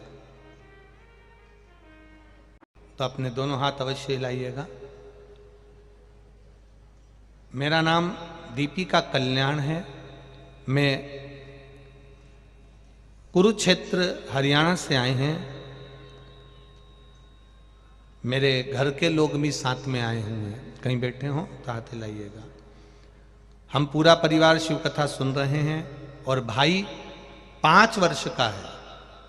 वह ना बोलता न सुनता, दिमाग से भी कमजोर है। गुरुजी, हमने टीवी पर कथा सुनी और कथा सुनकर हमने विचार करा कि बच्चे को जल पिलाएं, बेलपत्र दें। हम बाबा की कृपा से वही क्रम करना प्रारंभ करें। आज ये छत्तीसगढ़ की कथा में हमारा आने का केवल एक कारण है, बाबा को प्रणाम करना, उनको नमन करना, उनको धोख लगाना। एक लोटा जल सारी समस्या का हल। उसी एक लोटे जल ने ऐसी कृपा कर दी, हमारा 5 वर्ष का भाई ना चल पाता था, ना बोल पाता था, दिमाग से भी कमजोर था, पर बाबा की कृपा से अब उसकी वाणी धीरे धीरे आना प्रारंभ हो गई। वो बोलना प्रारंभ कर दिया। ये शिव है, ये शंकर, ये औघड़ी है। शिव तत्व इसी को कहते हैं। कितनी दूर दूर से लोग आ रहे हैं, हरियाणा, पंजाब, कहीं कहीं कहीं कहीं से। आप विश्वास लेकर आते हो, आपकी दृढ़ता, आपका भरोसा आपको लेकर आते हो, और ये विश्वास है कि बाबा देगा जरूर, कृपा करेगा जरूर।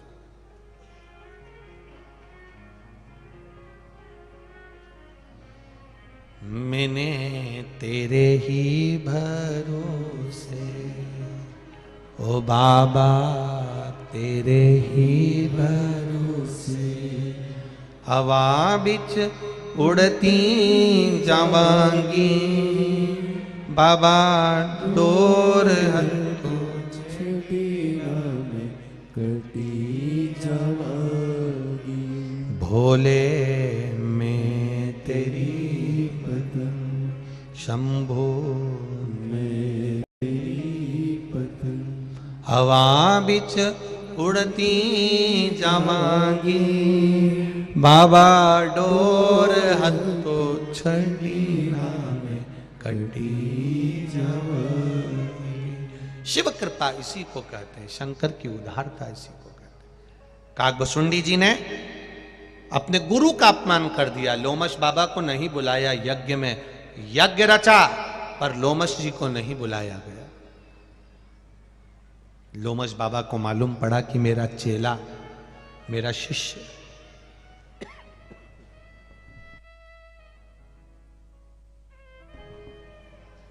लोमश बाबा को मालूम पड़ा कि मेरा शिष्य यज्ञ कर रहा है।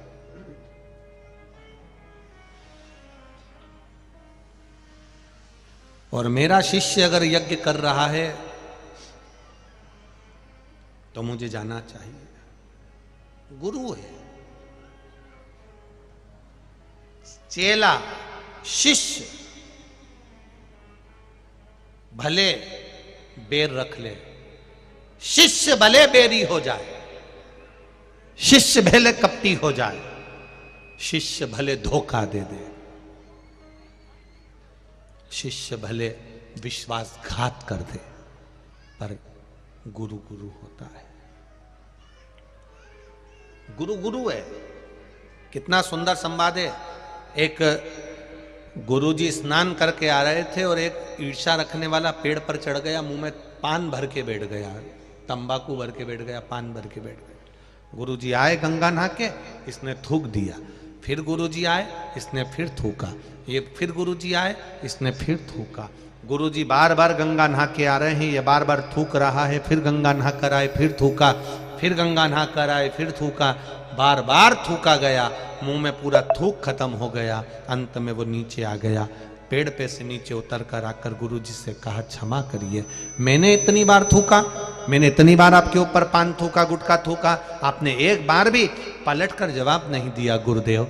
गुरुजी ने कहा, मुझे तेरे चरण पकड़ लेने दे। गुरु ने शिष्य के चरण पकड़ लिए। रोज गंगा की एक डुबकी लगाता था, आज तेरे चक्कर में 108 बार लग गई। ये तेरी ही तो कृपा है, तेरी ही तो दया है, तेरी ही तो करुणा है। ये तेरी कृपा से हुआ। हम अच्छा क्यों नहीं देख पाते? हमें अच्छा क्यों नजर नहीं आता? हम अच्छा क्यों नहीं देख रहे हैं? एक बहुत बड़ी बात है, थोड़ा अपने जीवन में उतारिएगा इस बात को। हमें दूसरे में, दूसरा व्यक्ति गलती करा, दूसरा व्यक्ति अगर बेकार काम करा, दूसरा व्यक्ति यदि कुछ कमी करा है, देखो, बोलो, मना नहीं है, समझाओ, मना नहीं है। शिव महापुराण की कथा कहती है, अगर किसी व्यक्ति ने गलती करी है, किसी व्यक्ति ने बेकार काम करा है, देखो, समझाओ, बोलो, मना नहीं है। उसमें कोई कमी है, बताओ कि तूने ये कमी रखी है। मना नहीं है बताने का कि तूने ये कमी कर दी।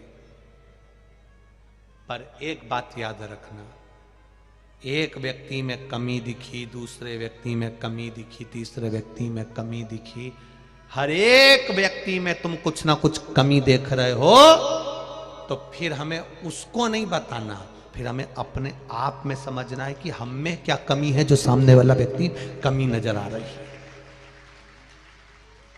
एक व्यक्ति में कमी नजर आए तो समझ लेना कि आप मार्गदर्शक हो, आप समझा सकते हो, आप ज्ञानी हो।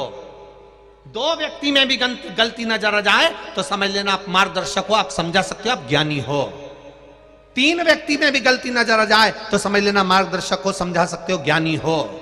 पर हर व्यक्ति में गलती नजर आ जाए, ये भी संत बुरे, वो भी संत बुरे, ये भी बुरे, वो भी बुरे, ये भी कथाकार बुरे, वो भी कथाकार बुरे, ये भी बुरा, वो भी बुरा, प्रत्येक व्यक्ति अगर गंदा नजर आने लगे, हर एक व्यक्ति में गलतियां दिखने लगे, तब सामने वाला व्यक्ति गलत नहीं है, तुम गलत हो जो तुम्हें हर एक व्यक्ति गलत नजर आ रहा है।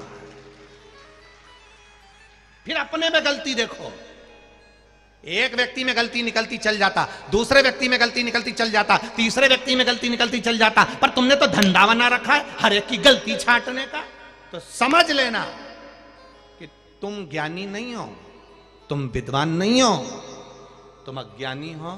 तुम में कुछ ऐसा सिम फिट कर दी भगवान ने जो दूसरे की केवल बुराई ही देखता रहता है, कभी अच्छाई देखी ही नहीं उसने जिंदगी में। वो सिम अंदर से निकालो जो फिट करी है, वो सिम के कारण तुम नेटवर्क गलत हो रहा है, कभी कभी कोकड़ी में हमने पूछा, यहाँ आने से पहले कई लोग पूछते हैं तुम्हारे कोकड़ी में कौन सा नेटवर्क चलेगा, तो कहा साहब ये वाली कंपनी का चल जाएगा।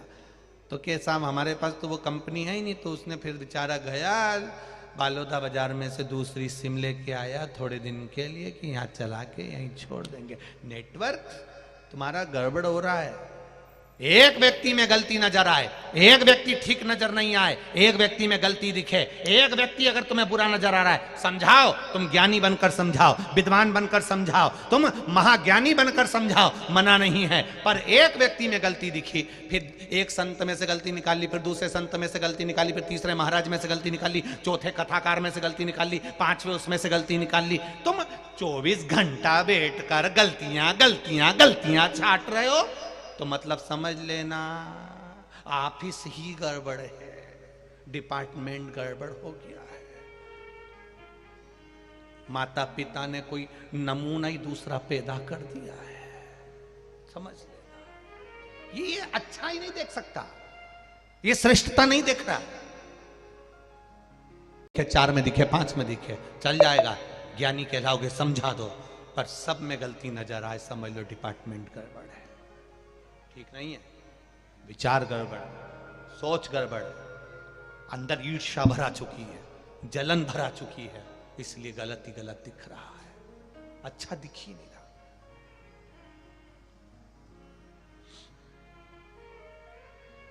अपने आप को समझाने का प्रयास करिएगा। उत्तरकांड श्री रामचरितमानस का ये संवाद अपनी जिंदगी में उतारिएगा। काकभसुंडी जी लोमश बाबा को नहीं बुलाए, चेला गुरु को नहीं बुलाया। गुरु बुरा नहीं माने, चेला धोखा दे सकता है, चेला कपट कर सकता है, चेला विश्वासघात कर सकता है, शिष्य धोखा दे देगा, विश्वासघात कर देगा, शिष्य गाली दे देगा, शिष्य अपशब्द कह देगा, शिष्य गुरु की बहुत सी गलतियां गिना देगा, तो भी गुरु गुरु होता है। वो अपने चेले के लिए कभी बुरा नहीं चाहेगा, तो भी आशीर्वाद दे देगा, जा बढ़ लेना, जहां रहे तू खुश रहना, मस्त रहना, अपनी जिंदगी आनंद में जीना। वो गुरु होता है, वो गुरु है।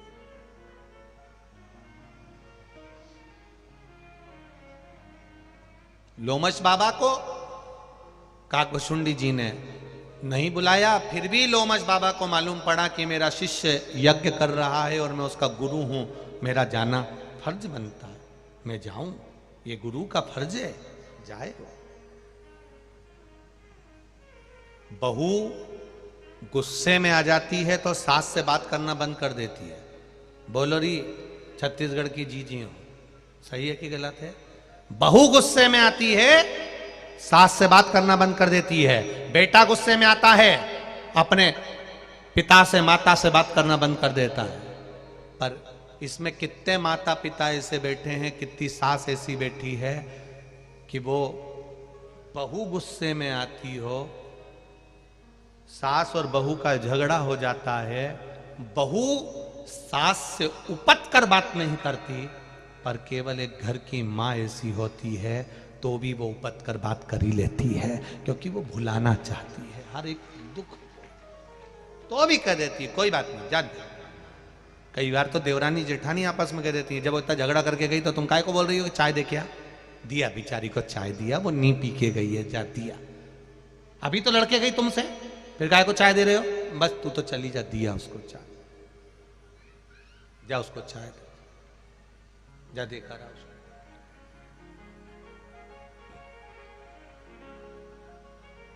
अरे उसने झगड़ा करा है, करने दे। गुरु की करनी गुरु भरेगा, चेला की करनी चेला, और उड़ जाएगा हंस अकेला। जिसके कर्म का दंड जो भोगेगा, अपन क्यों पूरे बने के कर, उसने ऐसा कर दिया, उसने वैसा कर दिया, उसने ना ना ना। लोमश बाबा ने बुरा नहीं माना, लोमश ऋषि तो तुरंत गए, काकभसुंडी जी के यज्ञ में गए।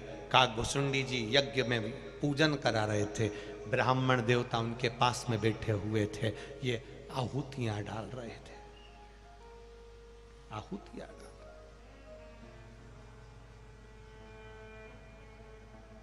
कोई यज्ञ के अंदर कोई विद्वान पधारे, यज्ञ के अंदर कोई विद्वान पधारे, यज्ञ करने वाला, यज्ञ करवाने वाला, दोनों को इस बात का विचार रखना चाहिए कि कोई विद्वान अगर यज्ञ के अंदर आया है तो पहले खड़े होकर उसका आदर होना चाहिए, सम्मान होना चाहिए। पर यज्ञ कराने वाला और करने वाला दोनों को ये चीज का स्मरण होना चाहिए कि कोई विद्वान हमारे यज्ञ में आया है, कोई गुरु, कोई सतमार्गी, भले गांव का कोई बड़ा बुजुर्ग, विद्वान बुजुर्ग, कोई गांव का, एक छोटे से गांव में भी कोई विद्वान पंडित होता है, वो भी अगर हमारे यहाँ यज्ञ में आकर खड़ा हो जाए तो भी यज्ञ कराने वाला कितना भी विद्वान हो, गांव का पंडित, गांव का बुजुर्ग पंडित, माना उसको तुम्हारी शहर जैसी बहुत सारी विद्या नहीं आती है, तुम शहर में पढ़ लिख के बहुत बड़े विद्वान बन गए, गांव में यज्ञ करने गए हो, पर गांव का कोई साधारण, गांव का कोई सिंपल सा, एकदम साधारण सा बुजुर्ग पंडित, भले उसने गांव में रहकर पंडिताई तो करी है, ऐसा बुजुर्ग पंडित अगर उस यज्ञ में आ जाए तो यज्ञ कराने वालों को उसका आदर करना चाहिए। क्या आप जानते हैं कि विश्व में बुजुर्ग पंडित अगर उस यज्ञ में आ जाए तो यज्ञ कराने वालों को उसका आदर करना चाहिए, सम्मान करना चाहिए। उसको नहीं आता कुछ भी तो भी आदर करिए, सम्मान करिए, क्योंकि उस गांव का वो बुजुर्ग पंडित ने पूरी जिंदगी इन गांव के लोगों में लगा दी, उसका आदर होना चाहिए, उसका सम्मान होना चाहिए।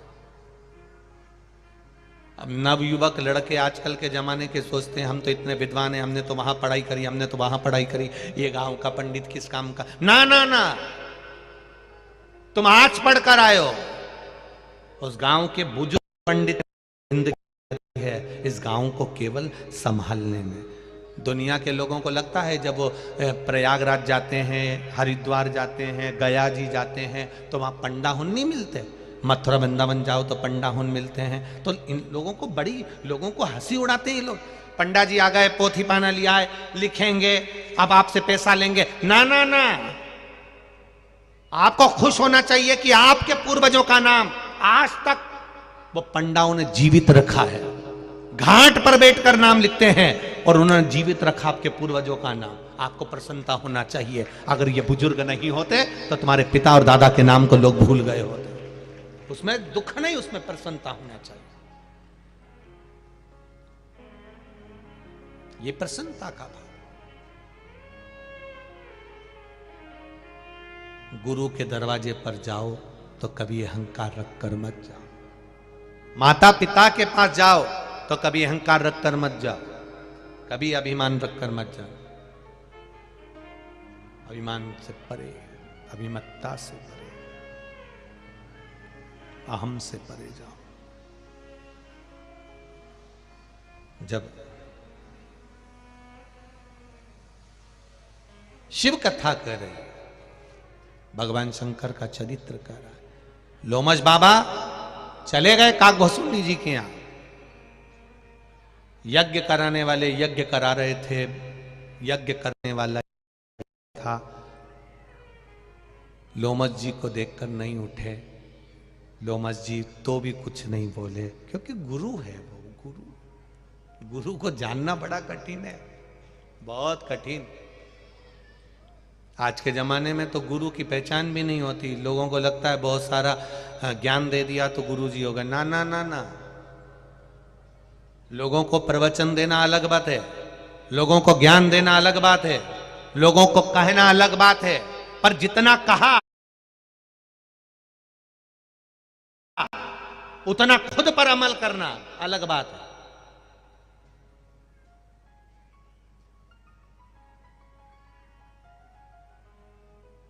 एक पंडित जी ने एक कथाकार थे, उन्होंने प्रवचन में कह दिया, उन्होंने कहा चतुर्मास चल रहा है, बैंगन नहीं खाना चाहिए। बैंगन को क्या बोलते हैं यहाँ पे? भट्टा, हाँ तुम समझ गए ना, बस बाकी के ठीक है। पंडित जी ने प्रवचन में कह दिया भट्टा नहीं खाना चाहिए, बैंगन नहीं खाना चाहिए, दोष। चतुर्मास में 4 महीना न खाओ। अब पंडित जी प्रवचन देकर घर गए। पत्नी ने मूंग की दाल रोटी रख दी। पति ने मूंग की दाल रोटी जो देखी तो गुस्सा में लाल हो गया। बबू कल मैं भट्टा लाया था, तूने बनाया नहीं। पत्नी बोली तुम ही तो प्रवचन में बोले थे कि चतुर्मास में 4 महीना भट्टा नहीं खाना, तो मैंने नहीं बनाया। इतने में पति माथा ठोक कर बोला अरे वो पगली, चौकी की कथा को चूल्हे तक क्यों लाई?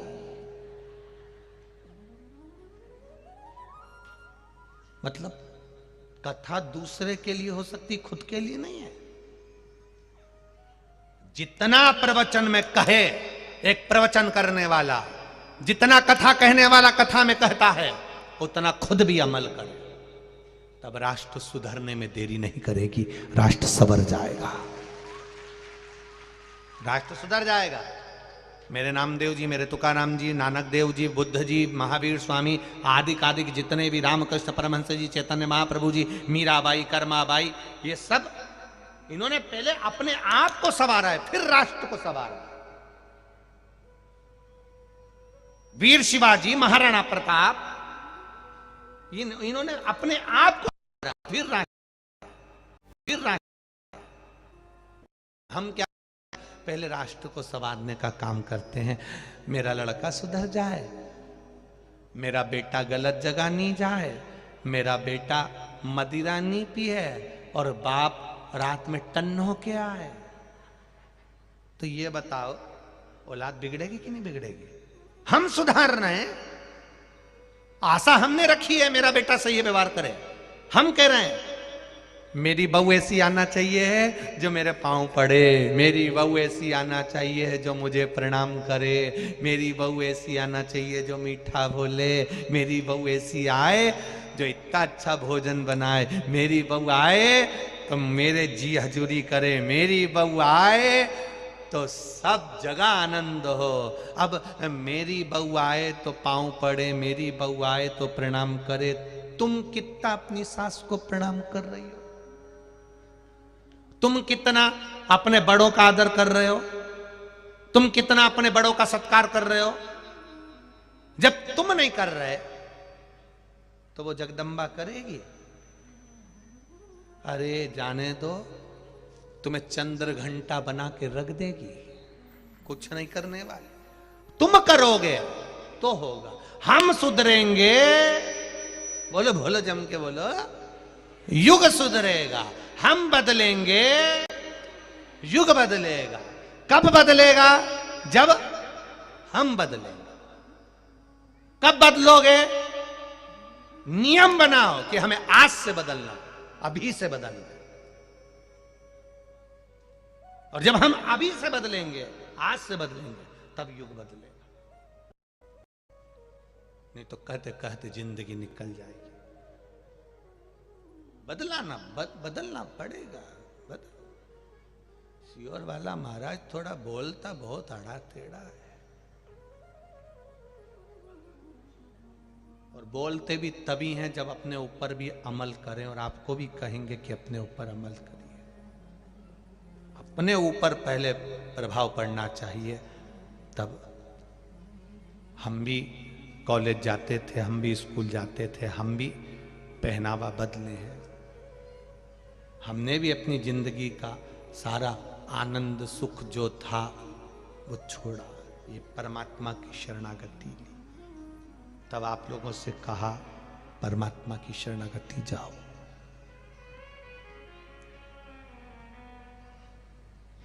इतने पत्र हैं, इन पत्रों में आप लोगों के मन में, जिन्होंने शंकर भगवान को जल चढ़ाया, जिन्होंने शिव जी की आराधना करी, को इन पत्रों में वर्णित है। तत्व को जानिए, लोमश बाबा पहुंच गए। कल कथा में कहा था, कोई आपको गाली दे, अपशब्द कहे, शंकर के भगत को, शिव के उपासक को, शंकर मंदिर जाने वाले को, शंकर की कथा सुनने वाले को, शंकर की कथा कहने वाले को, शिव तत्व को जानने वाले को, शंकर का गुणगान करने वाले को, शिव को एक लोटा जल चढ़ाने वाले को अगर कोई गाली देता है, शब्द देता है, ताने देता है, उसका जवाब शंकर के भगत को नहीं देना है, आपका जवाब महादेव देगा। और वो दिया।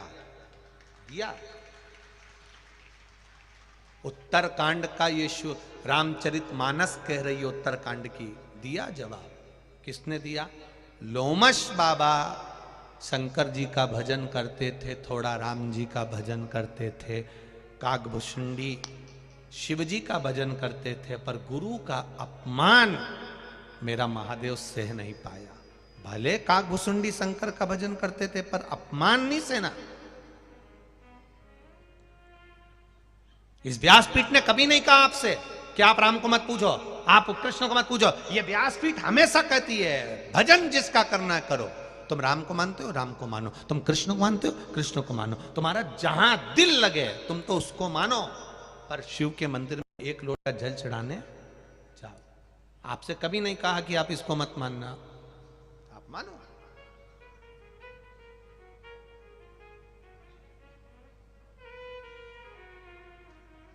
श्री शिवाय नमस्ते, मानो आप सब। लोमश जी के लिए शंकर भगवान आकाशवाणी कर दी है। अब आई बारी, कल की कथा आज आई है, तुम्हें जवाब नहीं देना है। तुम खुश होना, तुम आनंदित होना, तुम प्रसन्न होना। जवाब देने के लिए वो बैठा है। एक कथा याद आती है, एक पति पत्नी मॉडर्न खूब डेंटिंग पेंटिंग करे हुए, लाइन खींची, डब्बा भरे हुए, इधर से नीली, इधर से थोड़ी सी ब्राउन ब्राउन। हमारे तो बाल भी नहीं है, नहीं तो लटका के बता देते हैं। ऐसी नीचे से, फिर इधर से, फिर तलम्बा सुरमा, और गले में एक नेकलेस, वो भी गला दबता हुआ। ऐसा लग रहा जैसे सुसाइड करने जा रही राम जी, ऐसी भयंकर। चलिए, पति के साथ में पर्स हिलाती हिलाती जा रही थी। पीछे की आवाज या एलईडी, ध्यान रखिए। पर्स हिलाती हिलाती जा रही थी, और जब पर्स हिलाती हिलाती जा रही है, पर्स हिलाती हिलाती जा रही, तो वहां से एक संत आ रहे थे। संत तो संत होता है, साधु तो साधु होता है। संत संत है, साधु साधु है। संत आ रहे थे, ये दोनों पति पत्नी जा रहे थे। संत ने एक खड्डे में पानी भरा था, और संत उस खड्डे में कूद गए। कूदे तो कीचड़ पत्नी के ऊपर चले गया। पत्नी पर गया तो पति को गुस्सा आ गया, उसने संत की गिरबान पकड़ ली, और संत की गिरबान पकड़ के 2 धड़के दिया। बुढ़े, अकल नहीं तुझमें? मूर्ख, तुझमें अकल नहीं है?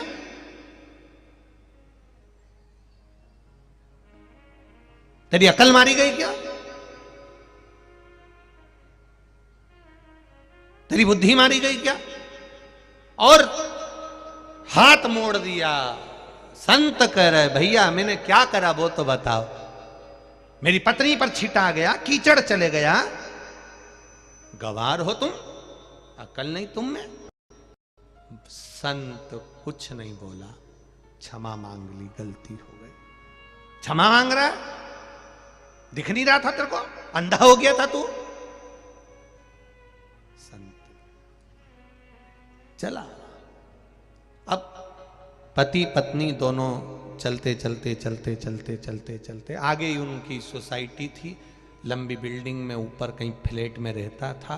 पति पत्नी दोनों चढ़े, संत अपनी मस्ती में चला जा रहा था। पति का सीढ़ी पे से पांव फिसल गया और पति लुढ़कता हुआ नीचे आ गया, सिर फूट गया, सब समाप्त हो गया, मर गया, प्राण छूट गए। पत्नी चिल्ला चिल्ला के रोने लगी। वहीं से संत निकल कर जा रहा था, वही पूरी सोसाइटी वालों ने संत को रोक कर कहा, हो गया ठंडा, अब तो तेरा दिल खुश हो गया होगा। संत ने पूछा, क्या मारा था, हाथ मरोड़ा था? वो बेचारा ऊपर से गिर के मर गया। ये सब तेरे कारण हुआ। संत ने कहा, भाई देख, ये मरने वाला इसकी पत्नी को चाहता था, पत्नी पर कीचड़ आया तो बुरा इसको लगा, क्योंकि ये इसको चाहता था। मुझे चाहने वाला मेरा महादेव है, उसको बुरा लगा, उसने बदला लिया।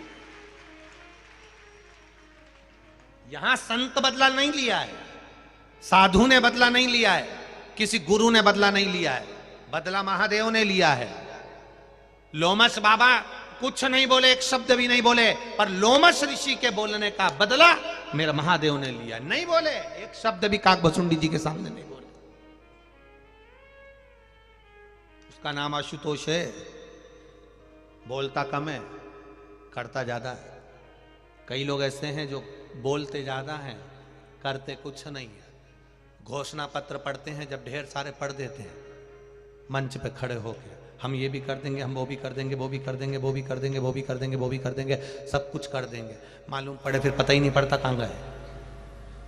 कहना और करने में अंतर होता है। कह देना अलग बात है, कर देना अलग बात है।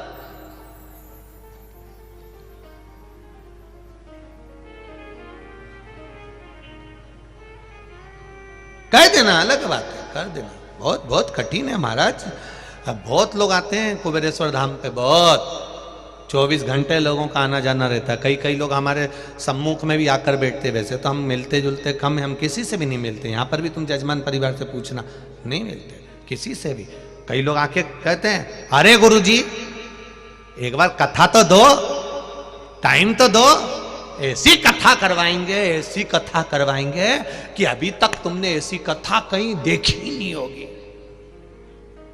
हमने भी आशीष से कहा, हमने कहा हो गया कल्याण,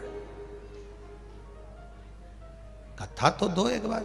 महाराज कथा कभी धन से नहीं होती है, कथा कभी पैसे से नहीं होती है।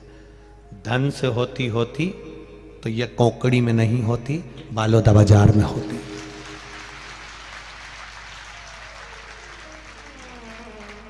धन से कथा होती तो बालोदा बाजार में होती, भाटापारा में होती, रायपुर में होती, भिलाई में होती, दुर्ग में होती, कहीं कोबरा में, कहां